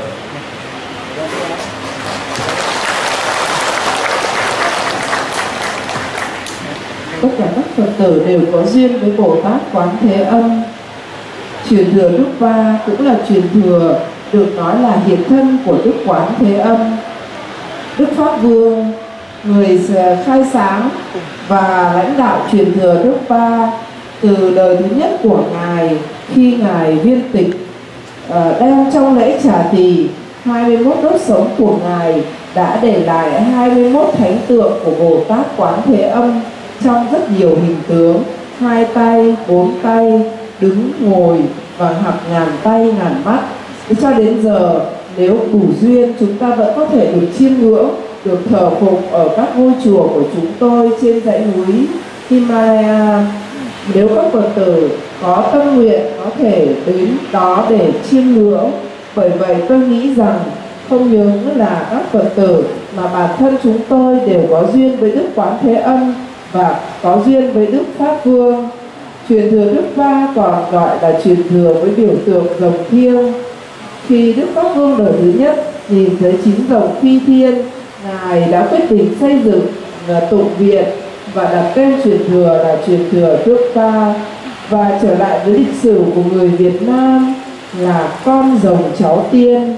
Bởi vậy, nói về cội nguồn, về nguồn gốc, người Việt Nam và truyền thừa Drukpa có một thâm duyên sâu sắc, cả về đức tin với Đức Quán Thế Âm và cả về nguồn gốc con rồng cháu tiên. Bởi vậy, tôi nghĩ rằng không phải chỉ là đức tin và tâm trí thành với Bồ Tát Quán Thế Âm, chúng ta cần truyền thành hành động, nỗ lực đi theo hạnh nguyện của Ngài. Mình phải nghĩ rằng mình có thể làm được tất cả. Đôi khi chúng ta cứ tự nghi ngờ mình không thể làm được việc này, mình không thể làm được việc khác. Nhưng thật ra với thân người quý giá, với thân người hoàn hảo này, chúng ta có thể làm được tất cả những gì mà chúng ta mong muốn. Hãy nhìn chúng sinh ngoài kia, mỗi ngày biết bao nhiêu con động vật bị cắt cổ, biết bao nhiêu cá bị mổ bụng, bao nhiêu chúng sinh đang khổ đau, đau đớn vì bị giết, bị chọc. Bởi vậy, một điều quan trọng, chúng ta muốn thoát khỏi luân hồi, chúng ta hãy trợ giúp cho tất cả những chúng sinh ấy. Bắt đầu có thể là giúp đỡ cho một con vật, sau tăng dần 15, 20, dần dần chúng ta có thể trợ giúp rất nhiều. Và như vậy chúng ta sẽ nuôi dưỡng được lòng từ bi, phát triển được lòng từ bi. Hiện tại tình thương yêu và lòng từ bi của chúng ta rất mong manh. Chúng ta chỉ giúp đỡ những người thân của mình. Còn đối với những loài động vật, chúng ta thản nhiên giết và ăn. Bởi vậy lòng từ bi của chúng ta chưa phát triển được. Đã thọ lãnh quán đỉnh của Bồ Tát Quán Thế Âm, chúng ta cần noi gương của Ngài, theo hạnh nguyện của Ngài, phát triển tình thương yêu, phát triển lòng từ bi để có thể sống an bình và chia sẻ hạnh phúc, sự an bình đến cho tất cả chúng sinh. And for now today, I'm going to give the initiation which I received myself. Of course, first you have to receive the blessing. so then that we can deliver it to other. So I received the blessings from my master, which is manifestation, which is Avalokiteshvara in the form of human. So today, in a very simple way, in a very short, I'm just going to deliver you the blessing. And the blessings and teachings, everything we can share each other. There's nothing that we cannot share. Everything we can share for others. So even the blessing today I'm going to share with you all. So initiation actually is just to receive the blessing, to initiate yourself into all the teachings of the Avalokiteshvara, and especially now to receive is very much again depend on your devotion, your belief, your faith. In some of the history, when some of our great masters, when they give initiation, there are many people there. There's a story saying that there are about many people, more than 300-400 people, and one master is giving an initiation. And there was some people who are, having a light in the back. Some ordinary people, they are just having a light in the back. Some light is coming, and also they are just, like little bit flying, not totally flying, but a little bit, almost like jumping slowly. And then also some are just shaking their body, and then some of are very laughing a lot. There are many different actions can happen during the initiation if you have a devotion. So that means they are really, because the master, your guru and Avalokiteshvara is one. Cannot be there's one Avalokiteshvara, one of your master, and separately you cannot. You have to visualize that you are receiving this initiation from Avalokiteshvara. So of course it's very much depends on you cannot. It's not easy to feel to someone that saying he is Avalokiteshvara. You cannot. Of course it's very difficult. But this is how we have to do it actually. But if we go back to our stories, histories, in the books, I have read myself many stories I heard from some of our masters saying that when they give blessing sometime, many years before, more like 400, 500, 600, 700 years before, when they receive, they have a really strong belief and devotion. So that's why they can even, the people who are receiving, they can see the master as Avalokiteshvara. So then they can receive all the blessings. So when they receive the blessings of body, speech and mind, then that time then they can with the energy of the blessing they can fly a bit, from the where they're sitting, and they smile a lot because they're so happy. And all these things, many things can happen. So whether you receive the blessings or not, it is very much 100% depends on your devotion. We say that there's a saying, some of the masters they said that if you have no devotion, even if you meet a Buddha on the way, Buddha himself, there's a no. Buddha is nothing. Buddha is just someone, one person. Yet just one ordinary monk, just one person you can see, he's moving up and down and nothing. You have to know the quality of the Buddha. You have to have a belief in Buddha. Then if you meet him, then you can really get the blessing. You can.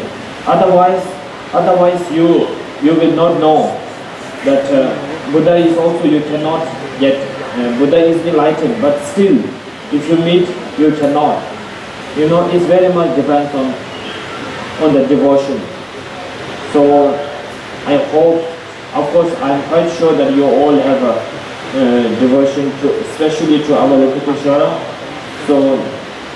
So I can just deliver you the blessing and you can receive it also.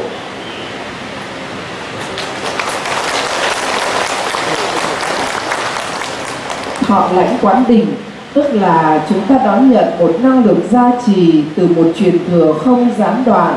Như bản thân tôi thọ lãnh quán đỉnh từ Đức Pháp Vương, và Đức Pháp Vương lại thọ từ các bậc thầy truyền trao từ hàng nghìn năm không gián đoạn. Bởi vậy năng lượng gia trì như một dòng chảy xuyên suốt qua bao nhiêu bậc thầy để đến với các Phật tử.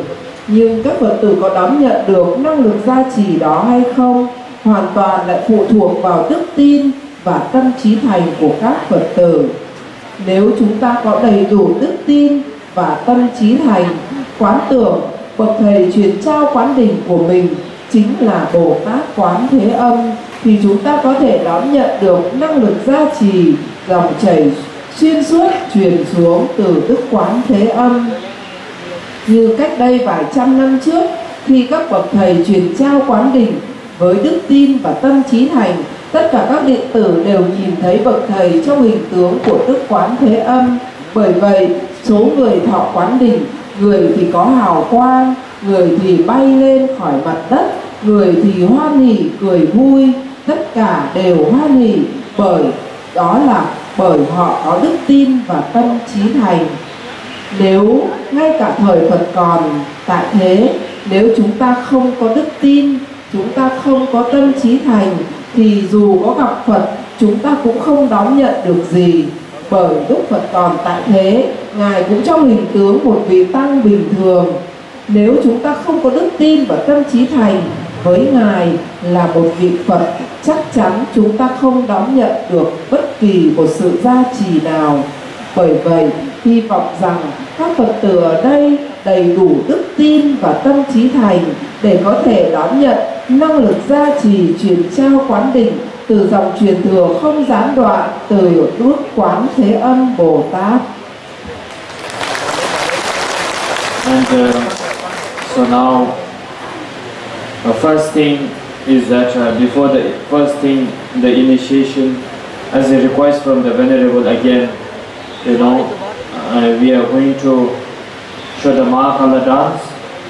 The Mahakala dance, actually we don't call it dance.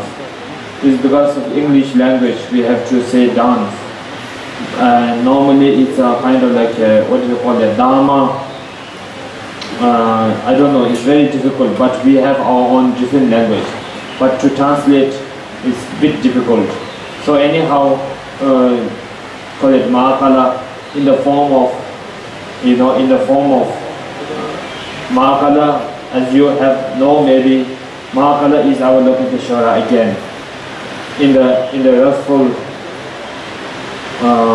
form, in 3 eyes and scary way, for the again to liberate sentient beings, the wrathful beings. Some beings are very, very tough, very angry. You know, even in here today, some of you must be very gentle. Some of you have a lot of anger, very short tempers. So exactly the same thing.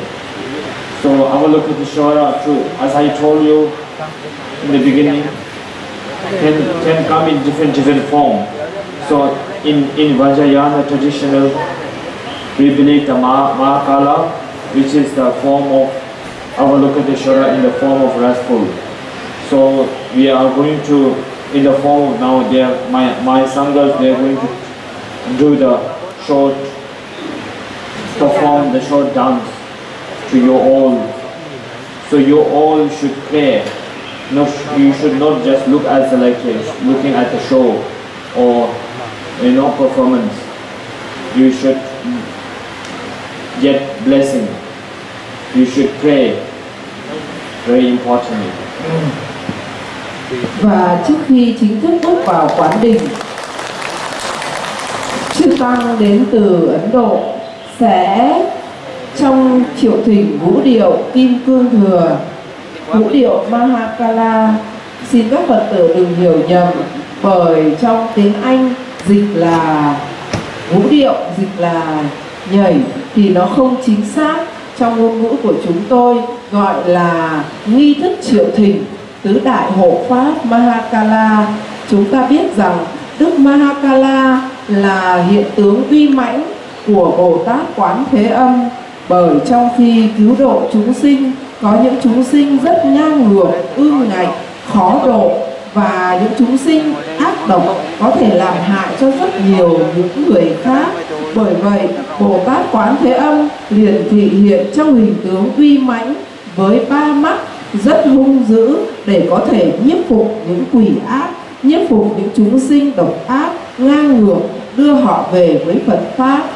Bởi vậy, đây không phải là một vũ điệu theo thế gian, là những điệu nhảy thế gian, mà đây là một vũ điệu mang tính tâm linh, triệu thỉnh tứ đại hộ pháp kim cương, triệu thỉnh Đức Mahakala giáng lâm đàn tràng, khiển trừ tất cả những tai ương chướng ngại cho chúng ta trong đời hiện tại và những đời quá khứ. Bởi vậy, khi chiêm ngưỡng vũ điệu kim cương, chúng ta biết rằng các ngài đang di chuyển theo vòng tròn của Mạn Đà La. Mỗi bước chân, mỗi thế ấn của các ngài đều ban lại năng lực gia trì, năng lực cát tường cho miền đất được cử hành nghi lễ và cho tất cả những người được chứng kiến nơi đây. Bởi vậy, xin các Phật tử hãy giữ tâm trí thành, giữ đức tin và cầu nguyện khi chiêm ngưỡng vũ điệu mới có thể tích lũy được công đức. I don't want to take much of your time because I already talked a lot this morning. So now this afternoon more focus on the initiation, and I will just after this dance, then I will just deliver all the blessings. Then because some of you must be feeling very hot in the sun, and also I've already talked a lot this morning. So now we'll start with the initiation, starting from the dance. Và bây giờ xin các Phật tử hãy chắp tay thanh tịnh cầu nguyện khiển trừ tất cả chướng ngại cho ngôi chùa trong khi xây dựng, và khiển trừ những chướng ngại trong gia đình cũng như cho bản thân mình. Chúng ta sẽ tha thiết cầu nguyện khi chiêm ngưỡng vũ điệu. Sau đó Đức Nhiếp Chính Vương sẽ chuyển trao quán đỉnh của Bồ Tát Quán Thế Âm đến với các Phật tử. Xin các Phật tử chắp tay cầu nguyện. So before that,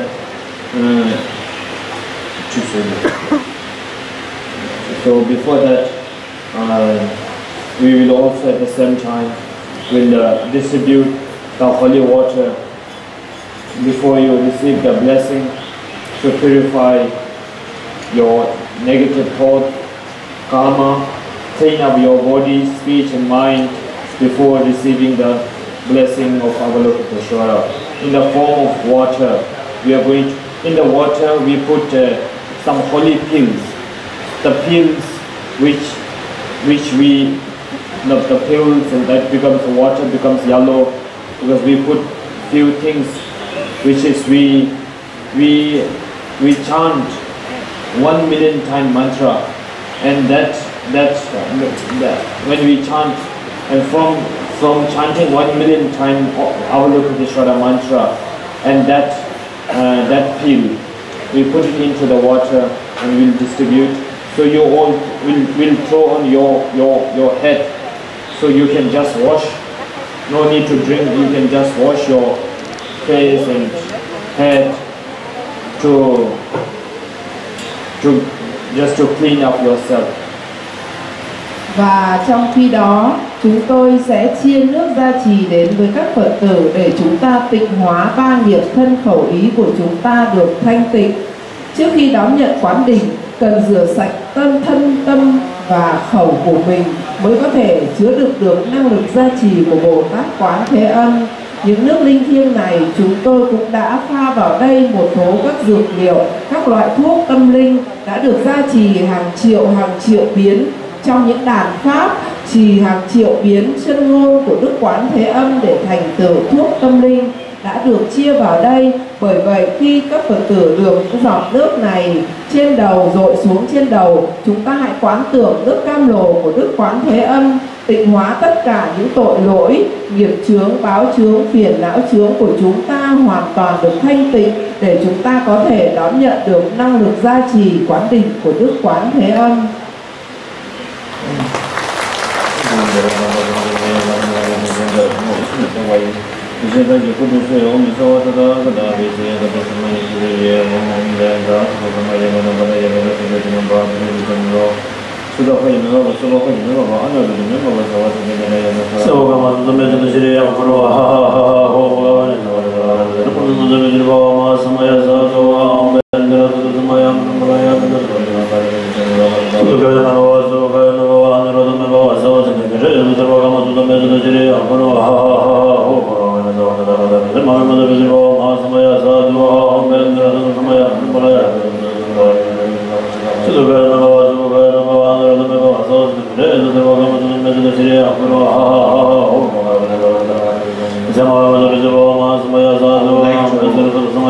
I would like to request some of the venerables to go down and throw, because our sangha during the chant they have to play the instrument, so that's why they cannot go down.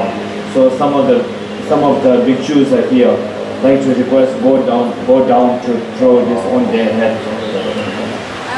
Đức Nhất Chính Vương xin mời các sư ông và các đại đức và các thầy thay cho ngài để mang nước xuống ấy gia trì trên đầu các Phật tử, trong khi chư tăng còn bận gia trì cầu nguyện trong khi có vũ điệu kim cương thừa. Xin thỉnh các thầy, các thượng tọa và các chư ni giúp cho việc xuống để gia trì nước trên đầu cho các Phật tử ạ.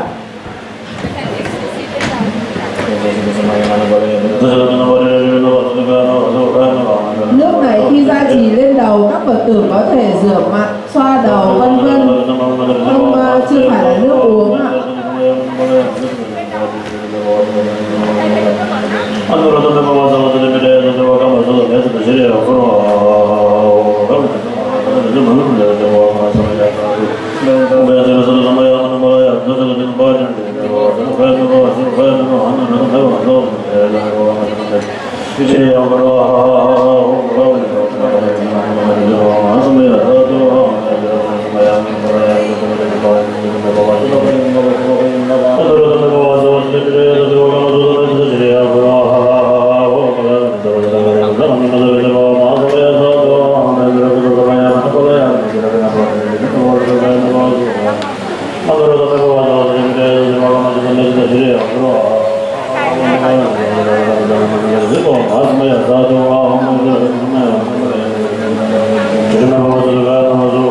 Hình chữ đi ra cái đằng sau bên ngoài, bên trong này chư tăng đã cho rồi ạ.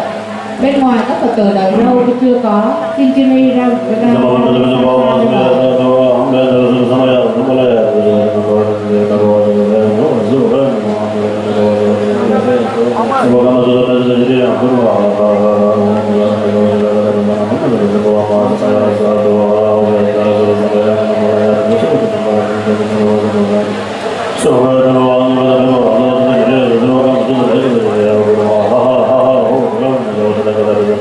They should go in the place, not in one true time they are giving. So they should, some should go down, some should go here.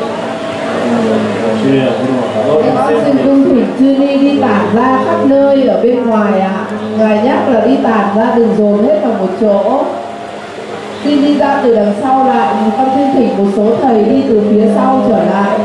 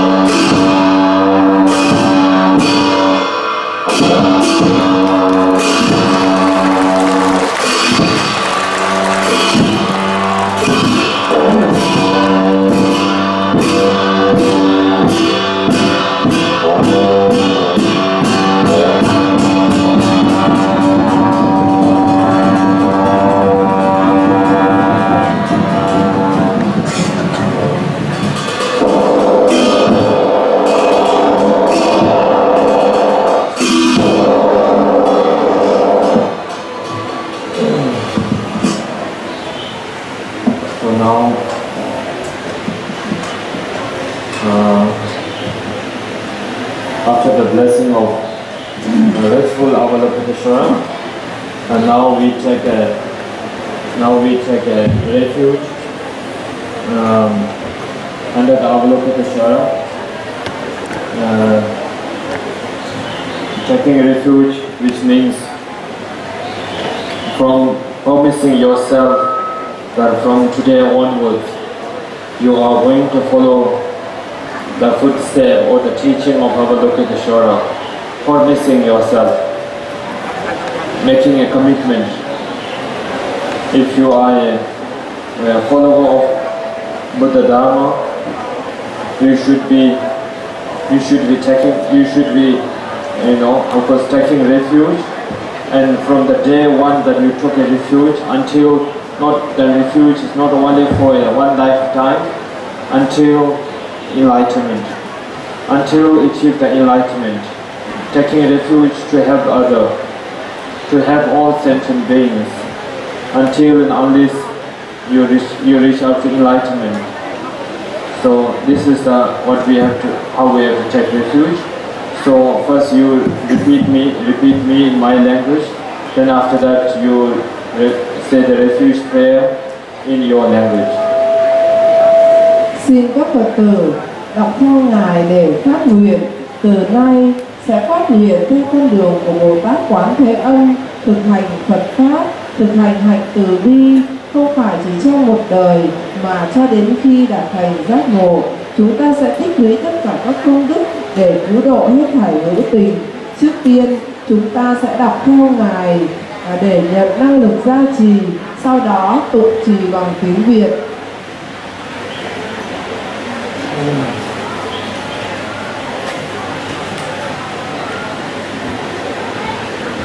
So you repeat me. Control. Xin các Phật tử đọc to. Ta nhập chi. Drukpa. Hamje. Sosor. Sha. Trove. Gela. Jeyi. Rang. Sanje. Chanchu. Yegi. Song. Sanje. Chedang. Tochola. Chanchu. Vardu. Tagyapchi. Rangshin. Peni. Rabdu. Chir. Chanchu. Semni. Gebar. Gi. Chanchu. Chogi.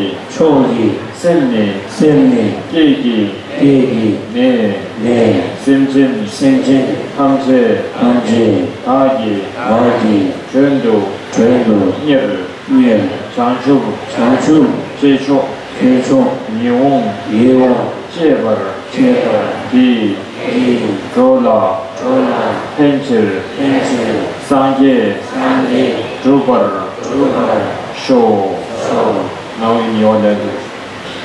Xin các Phật tử tụng bằng tiếng Việt. Page number 6. Trang số 6 ạ. Các Phật tử dở nghi quý Đức của Bản Tôn Quán Âm Thiên Thủ Thiên Nhãn đã được phát sáng nay. Trở trang số 6 để tụng đọc.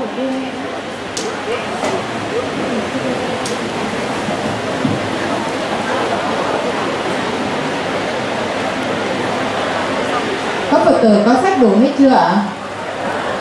Xin cung thỉnh trên chư Đại Đức Tăng Ni và các Phật tử tiếng Việt ạ.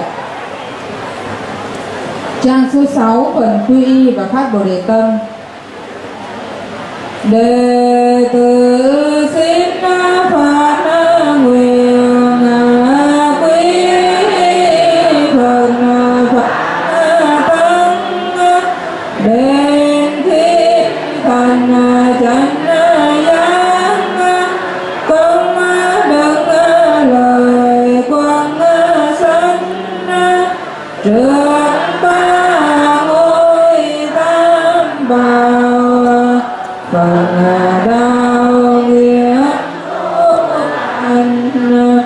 Đệ tử xin phát nguyện quy Phật Pháp tăng đến khi thành chánh giác, công đức lời quang sanh trước ba ngôi tam bảo phần đạo nguyện tu hành.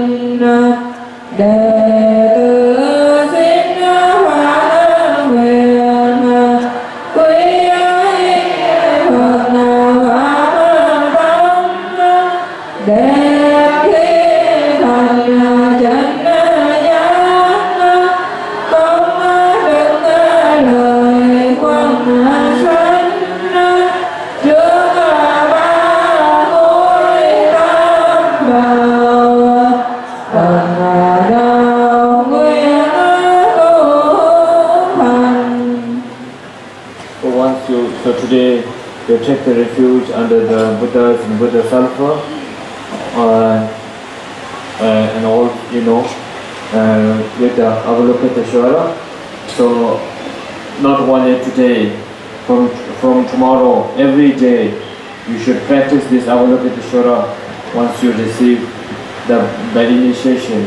With every morning with the practicing this refuge, and after that I will, and we have also have to repeat the prayer to Avalokiteshvara mantra, and then at the end dedication. So all this book you have to keep with you, and to keep a connection you have to practice with Avalokiteshvara. We can't just only pray. When we need Avalokiteshvara, we pray for success, for long life, for wealth, now we have to follow the teaching, we have to practice.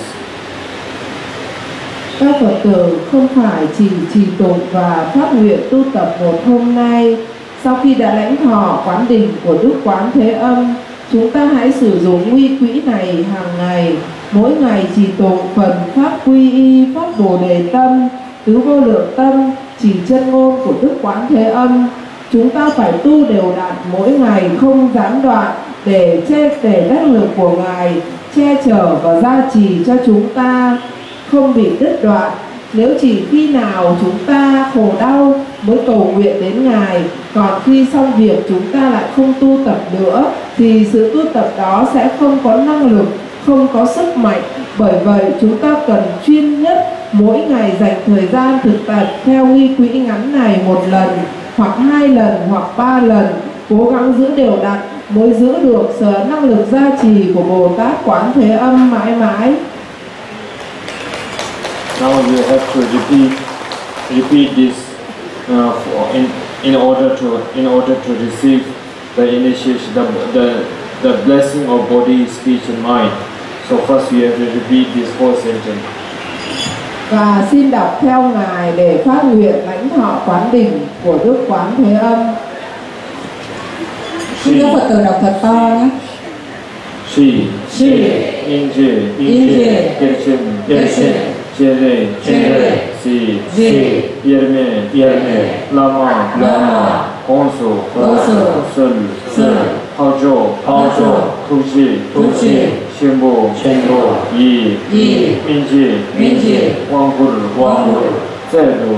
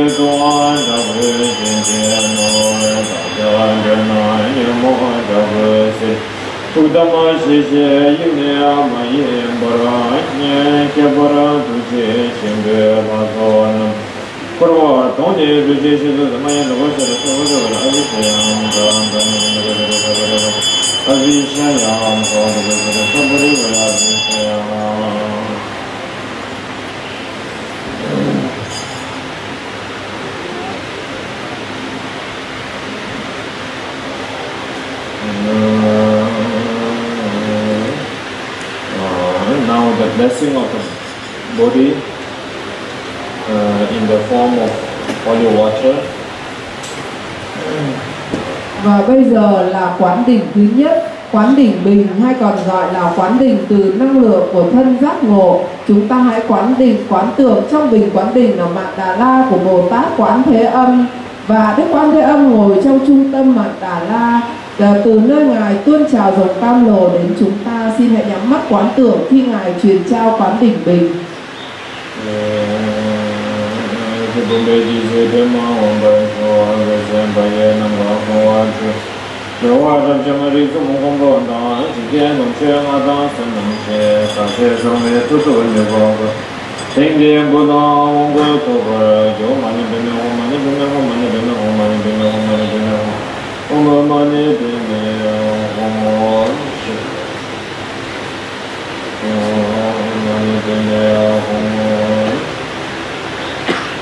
As a blessing of the mind, the two things, the lotus and the mala, which Avalokiteshvara, the forearm Avalokiteshvara holds in his hand.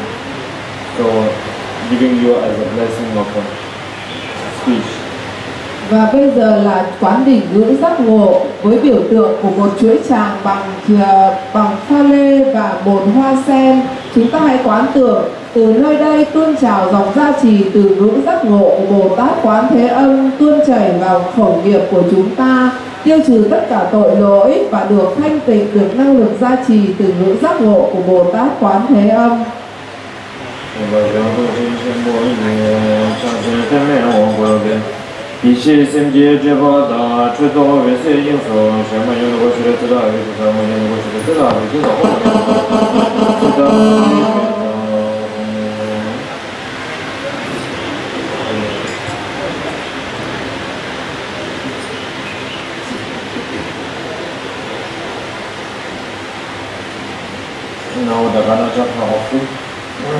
Và bây giờ là phần as a blessing of mind in the form of Ganachakra. Và bây giờ là phần quán đỉnh giác ngộ, biểu tượng của tâm sẽ được trao truyền cho các Phật tử bằng các phẩm vật cúng dường. Giờ này chúng ta hãy quán tưởng trong hư không đầy hương hoa đăng trà quả dâng lên cúng dường chư Phật, cúng dường Bồ Tát Quán Thế Âm. Sau đó đấy sẽ được chia xuống cho các Phật tử như năng lực gia trì từ tâm giác ngộ của Bồ Tát Quán Thế Âm. Xin các Phật tử quán tưởng cúng dường đầy khắp hư không. Body, speech, mind, these three is the one main these three things which functions our body, which you know, our body, speech, mind is the one which does everything, thinking, action, you know, and everything.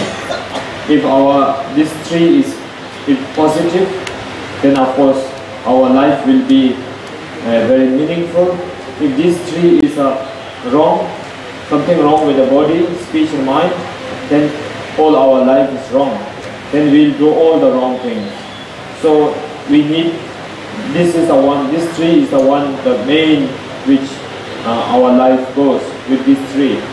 Without these three, we cannot even, we not stay 1 minute away. So since we are born until we die, we are attached with the body, speech and mind. So this three needs to be very clear, blessed, so that everything, so body, bless speech, bless mind, so that we can, as I told you this morning, and also, you know, we should turn these three into a compassion, whatever we do, compassionate, for loving kindness, whatever we think, you know, so everything has to be turned. Then normal life, with our daily activity, we should try to turn slowly, step by step, with the practicing, with the chanting of mantra, with the practice, with the blessing, offering. You know, slowly, we try to receive the blessings of our Avalokiteshvara, so that one day we can become like him also. Khi lãnh thọ quán đỉnh thân, khẩu, ý giác ngộ từ Bồ Tát Quán Thế Âm, chúng ta thực sự được năng lực gia trì để chuyển hóa ba nghiệp thân khẩu ý của chúng ta. Hàng ngày với ba nghiệp thân khẩu ý, chúng ta thường tạo vô vàn tội lỗi. Khi được lãnh thọ quán đình thân khẩu ý của Bồ Tát Quán Thế Âm, tất cả tội lỗi của ba nghiệp đều được tiêu trừ. Chúng ta được năng lực gia trì từ thân giác ngộ, khẩu giác ngộ và ý giác ngộ của Bồ Tát Quán Thế Âm. Nhờ vậy chúng ta sẽ được chuyển hóa. Từ nay thân khẩu ý sẽ chuyển thành phương tiện giúp cho chúng ta thực hiện hạnh từ bi, làm lợi ích cho hết thảy hữu tình. Hàng ngày chúng ta sẽ sử dụng thân khẩu ý của mình để tu tập thực hành Phật Pháp, và sẽ có một ngày đạt thành giác ngộ, chứng đạt được ba nghiệp thân khẩu ý kim cương của Bồ Tát Quán Thế Âm. Mind is the main thing which pulls us down, which pulls us up, which we do negative thought, negative things, because mind thinks first thing and then tells to the and talk in the speech or and do, and that's the body. So this three, the first thing is the mind. If the mind is positive, and the body and speech both will be a positive. If the mind is negative, and both will be negative. So this is very important. So now the Gana Chakra offering, Gana Chakra to accumulate merit. It's very important. We have to keep offering as much as we can to all the Buddhas and Bodhisattvas of 10 directions. We have to keep offering and giving away. The offering to the Buddha Dharma and giving to the whoever needs it is one of the first practice, one of the great and most important practice in 6 paramita.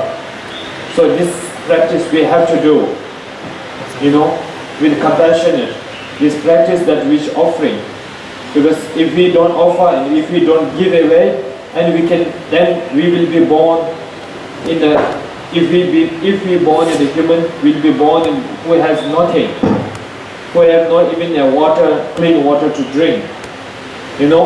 So now we have everything. We have money, we have family, we have everything to eat, to drink, to stay. So these are all because of we have did many offerings and giving away many lives before. So that's the result that we can enjoy this time with comfortable life. So if we don't give away, always so much selfish, always you want and you keep it, even though we don't need many, but we keep lot because we don't appreciate. So appreciation is not there. So anyhow, we should learn how to give, how to offer from small things. This food, with all these fruits and things, is offering. It doesn't mean that our Avalokiteshvara is hungry. It doesn't mean that Buddha is hungry, we have to feed him. It's not that. Even if we have a Buddha statue in your home, you can just live without offering for years and years.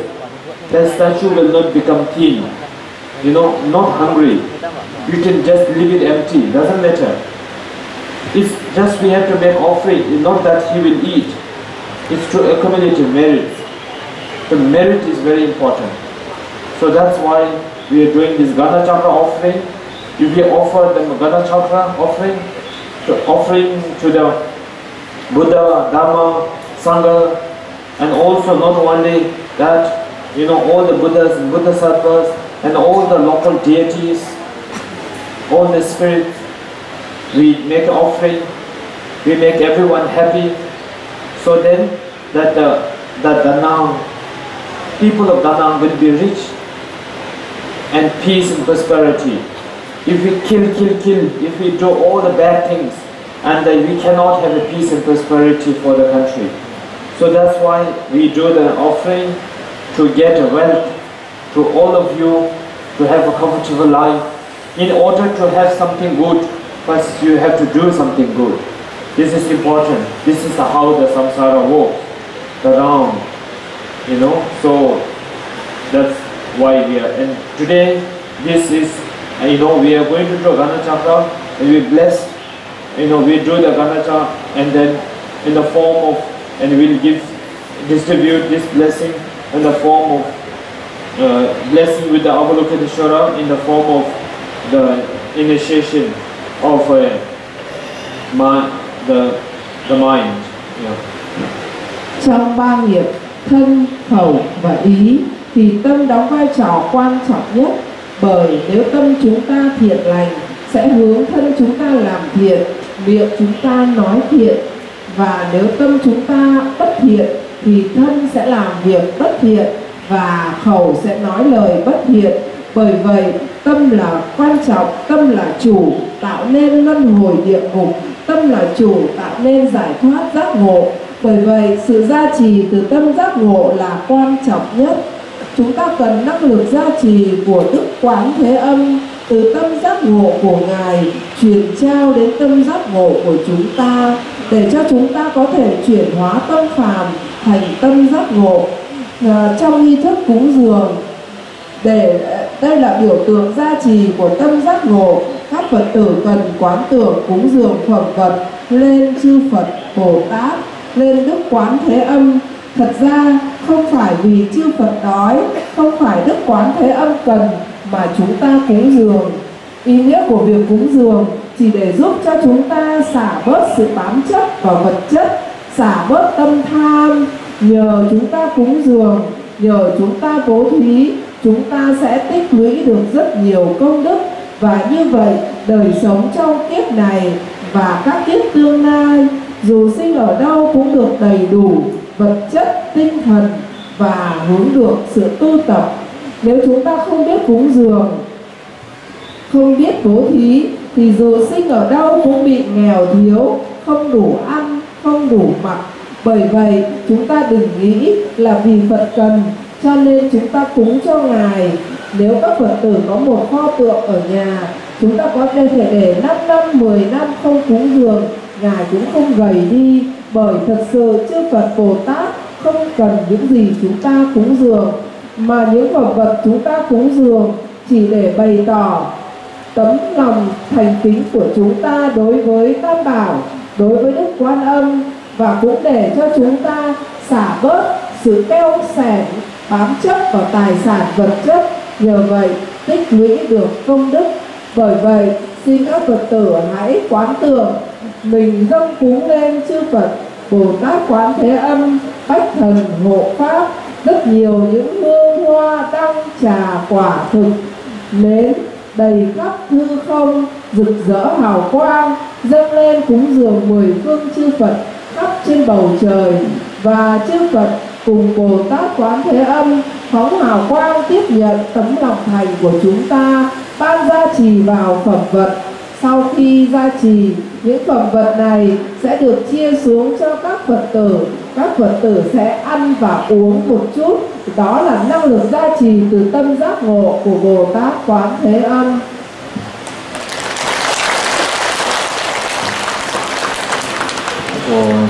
Nam mô Ni Đô Sô Về Cha Ai Chế Tô Ba Đề Mô Bồ Bê Hồ Yê Chế Bá Hoàn Đề Khá Tô Chư Rô Bê Tôn Sô Ba Ô Sam Nê Chế Chế Tu Sê Cha Sô Chế Bồ Yô Yê Sê Chế Quan Tô Cha Bê Quan Tô Chế Yā Lô Mā Mê Chế Sê Quan Chế Yê Chế Gā Phā Yê Sam Yê Nê Yā Nam Gā Sā Ā Rā Lê Nê Chū Rô Yê Tê Bā Yê Yê Lōng Chū Mê Sê Bā Hā Hô Rê Khá Tô Chī Rô Sô Sô Nam Bā Quan Tô Tông Bê Om Ma Hô Cháng Tu An Bā Vê Nam Bê Mī Chū Đê Vā Châm Bê Chā Sā Hā Sā Sô Sô Rā Rā Phā Chū Rê Yê Khô Lô Chê Rô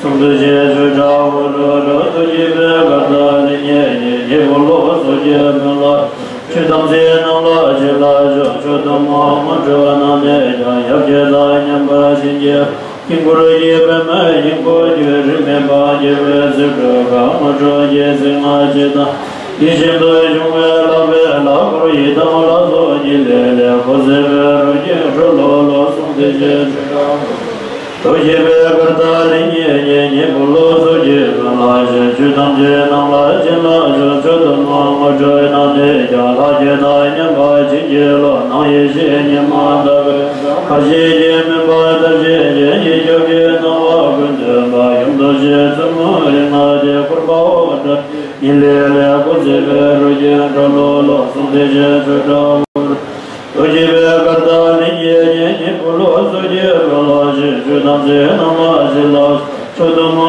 ma jo na ne ja ma je da nyam ba ra ji je lo ko tu je yum ma la pe je wa ja zo ni je do la mi se je be ba wa je kun ma ga la jam de la hu je be la se ni le le ku se be ro je ro lo so de je je da ro ro tu je be ga da le ye ye ye bu lo so je be la chu tam je na la je na jo cho da ma ma jo na ne ja kun ge da ya ba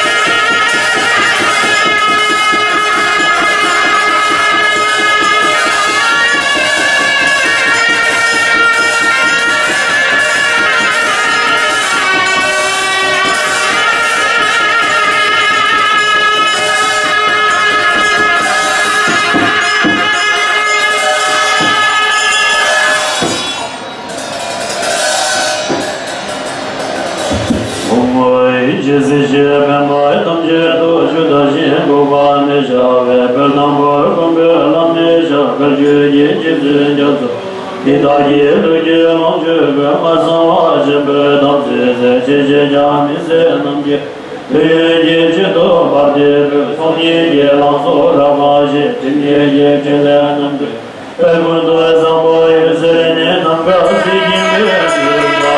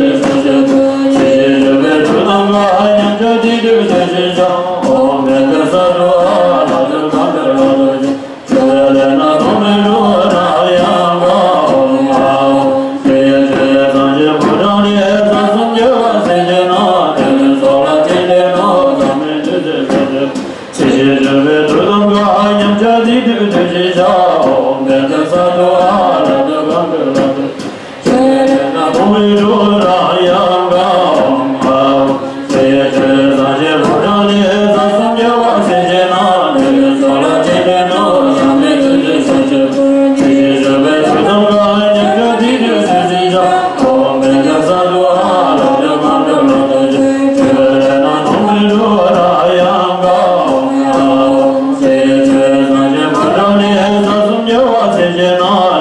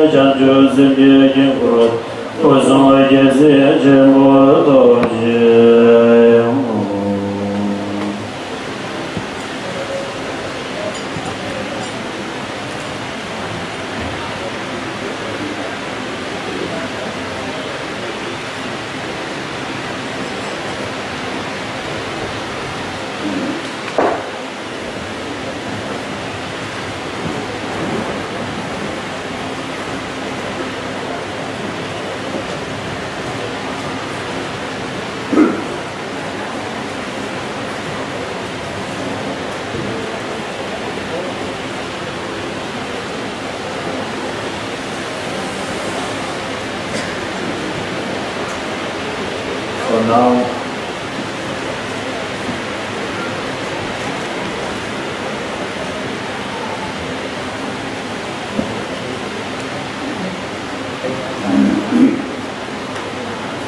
So now you repeat the mantra mantra of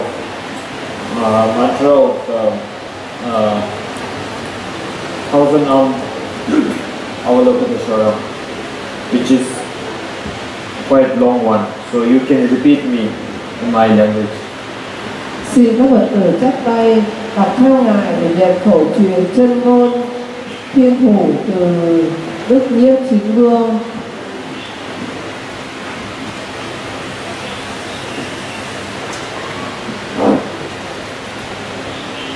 So you repeat me. Namo Ratna. Namo Ratna. Jayaya. Jayaya. Namo Ayajana. Namo Arayana. Sagara. Sagara. Derochana. Derochana. Guaranzaya. Guyarataya. Tathagataya. Tathagataya. Arahate. Arahate. Sangam. Sangam. Buddhaya. Buddhaya. Nama. Nama. Savatata. Savatata. Gatebe. Gatebe. Arahatebe. Arahatebe. Sangam. Sangam. Buddhabe. Buddhabe. Namo Arya. Namo Arya. Avalokite. Avalokite. Shoraya. Shoraya. Bodhisattvaya. Bodhisattvaya. Mahasattvaya. Mahasattvaya. Mahakaru. Mahakaru. Nikaya. Nikaya. Deyatha. Deyatha. Om Dara Dara. Om Dara Dara. Diri Diri. Diri Diri. Duru Duru. Duru Duru. Iti Viti. Iti Viti. Sale Sale. Sale Sale. Tasale Tasale. Tasale Tasale. Kusume. Kusume. Kusumawale. Kusumawale. Ili Ili. Ili Ili. Sititara. Sititara. Mapanaya. Mapanaya. Soha. Soha. Omani Pime Hung. Omani Pime Hung. Omani Pime Hung. Omani Pime Hung. Omani Pime Hung. Omani Pime Hung. Now you do in your language. Xin các Phật tử trì tụng chú Đại Bi bằng tiếng Việt.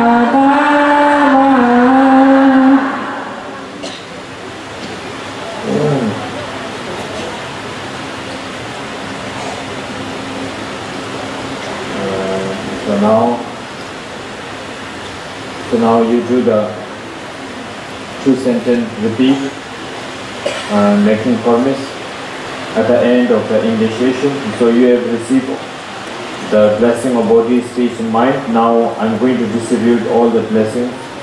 So then you all have to come slowly up to receive the blessing.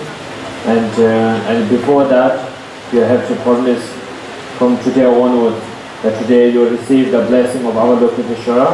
And as I told you, I've been speaking from this morning until now to become a good person, better person, improvement you need, and compassionate, loving kindness to others.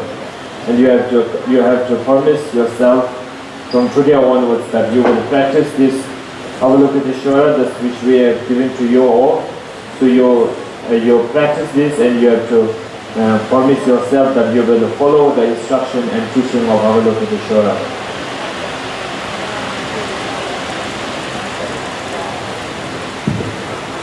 Từ sáng tới giờ chúng ta đã nhận quán đỉnh gia trì từ thân khẩu ý giác ngộ của Đức Quán Thế Âm. Giờ này xin các Phật tử đọc theo Đức Nhất Chính Vương để phát nguyện.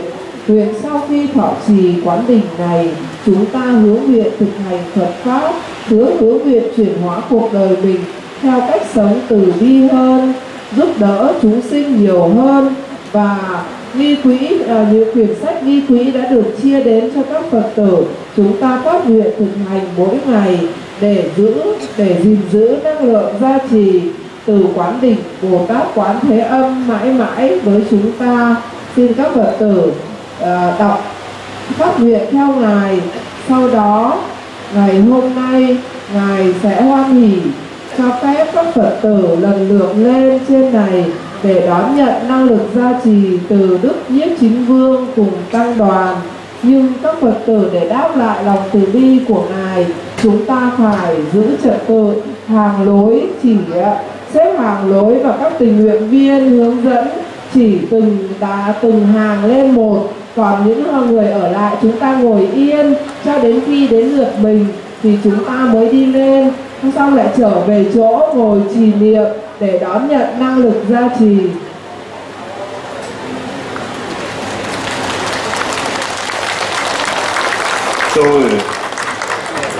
Xin các Phật tử đọc theo to lên ạ.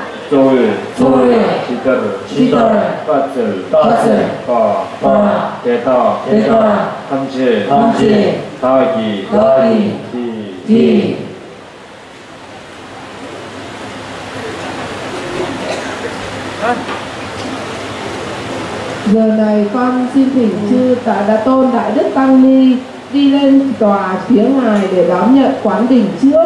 Sau đấy xin ban tổ chức chúng ta chỉ định từng hàng một đứng lên.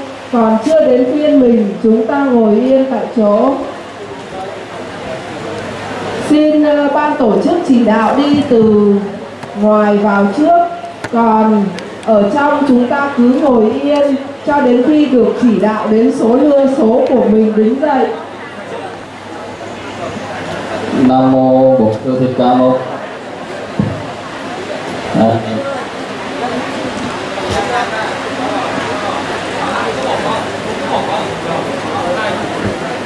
Nam mô Bổn Sư Thích Ca Mâu Ni Phật. Chiều hôm nay thật là một thiện duyên lớn cho tất cả đạo tràng của chúng ta được Đức Chiến Vương quán đảnh tại đàn tràng. Thì đó quý Phật tử chúng ta chiều hôm nay là khi quý vị ngồi trong này rồi thì quý vị hãy ngồi yên, và chúng ta ưu tiên cho những người đằng xa, tức là phải chịu nắng rồi chịu ở xa. Hôm nay chúng ta ưu tiên cho ở ngoài xa trước, và ban tổ chức đã xếp từng số 1 cho đến số 5, số 6 vân vân. Khi nào thầy đọc hàng số 1 thì quý vị hàng số 1 đứng dậy, còn quý vị cứ ngồi như vậy. Mong rằng quý vị cùng hoan hỷ để cho buổi lễ gia trì chiều hôm nay được viên mãn. Xin quý vị hoan hỷ. Xưa tất cả quý đạo tràng Phật tử, chúng ta về đây lễ gia trì với cái niềm hoan hỷ thì đúng với tinh thần từ bi của Đức Bồ Tát Quán Thế Âm. Do đó quý vị không phải chen lấn, dù quý vị ở nơi nào nhưng quý vị vẫn niệm danh hiệu Bồ Tát Quán Thế Âm để cầu nguyện cho tất cả tha nhân và mọi người được bình an. Thì đó cũng là tinh thần Bồ Tát Quan Thế Âm chúng ta đang ở trong lòng. Do đó quý vị không phải chen lấn để mất đi phần công đức trong ngày lễ hôm nay. Mong rằng quý vị hoan hỷ. Bây giờ ban tổ chức đã chia hàng số 1 thì quý vị nào ở trong hàng số 1 thì quý vị đứng dậy, còn quý vị nào không có phần hành trong hàng số 1 thì quý vị vẫn ngồi yên. Chiều hôm nay như thầy đã chia sẻ với ban tổ chức là để ưu tiên cho những vị ở đứng phía sau đã chịu nắng rồi chịu ở xa nữa, thì bây giờ quý vị sẽ bù đắp lại phần nào như là Phật.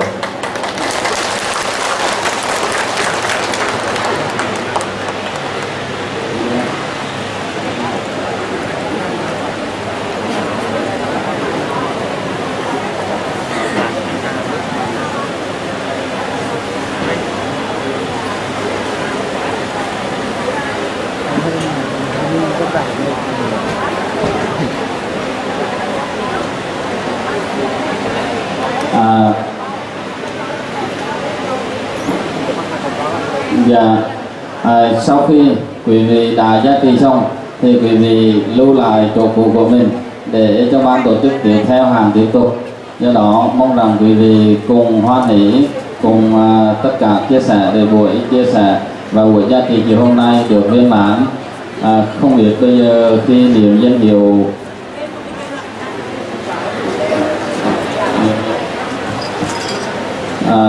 xin thỉnh sư Cầu Tâm hướng dẫn niệm danh hiệu Bồ Tát. Nhà chùa xin thông báo các Phật tử hoan hỷ lên nhận gia trì. Ngài sẽ đặt cây trường thọ lên đầu chúng ta, tức là gia trì rồi. Đừng dơ tràng và dơ các cái vật khác lên, sẽ rất mất thời gian. Vì hôm nay lần đầu tiên Ngài khai lệ là cho các Phật tử đi lên đấy ạ.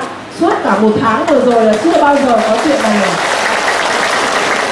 Bởi vậy xin các Phật tử hoan hỷ, chúng ta chỉ cúi đầu vào Ngài đặt cái cây gậy gia trì ngũ sắc kia là cây gậy trường thọ, gia trì cho mình vào đỉnh đầu, như vậy là tốt rồi. Chứ chúng ta đừng cứ dí cỗ tràng lên, như vậy sẽ mất thời gian. Gia trì lên đầu mình là tất cả tràng đeo ở cổ là được hết rồi đấy ạ. Các Phật tử hôm nay rất là sung sướng, rất là hạnh phúc. Bởi vì từ 1 tháng nay chưa có đạo tràng nào mà Ngài cho lên như thế này. Mà riêng đặc biệt chùa Phổ Quang là Ngài hôm nay đặt đá mà Ngài lại cho lên như thế này, rất là hạnh phúc. Cho nên để đáp lại lòng tri ân của mình đối với Ngài thì xin các Phật tử hoan hỷ theo lời ban tổ chức giữ gìn rất trật tự để các ngài ấn tượng rằng là chùa Phổ Quang Phật tử rất là ngoan. Các Phật tử đồng ý không ạ? Đấy, cho nên vì vậy tôi hoan hỷ là nghe lời ban tổ chức để làm việc cho được đẹp và tốt đẹp cho cái sự ấn tượng đối với Ngài trong cái Đà Nẵng. Đà Nẵng đẹp thì con người cũng phải đẹp hơn ạ. Di Đà Phật.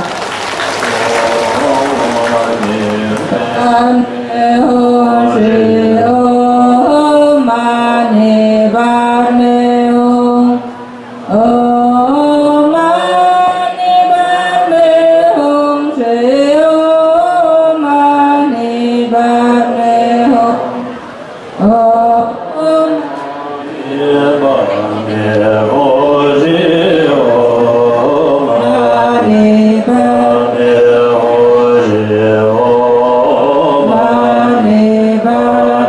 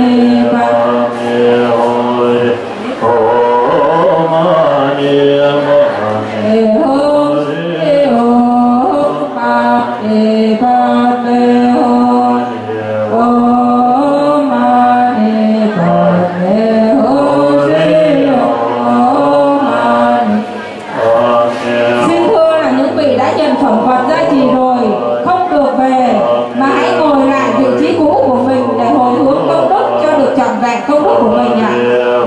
Xin những ai nhận phẩm vật, xin hãy ngồi lại vị trí để hồi hướng công đức cho cửu huyền thất tổ, hướng công đức cho quốc thái dân an. Nếu chúng ta bảo vệ, chúng ta thiếu mất công đức trọn vẹn.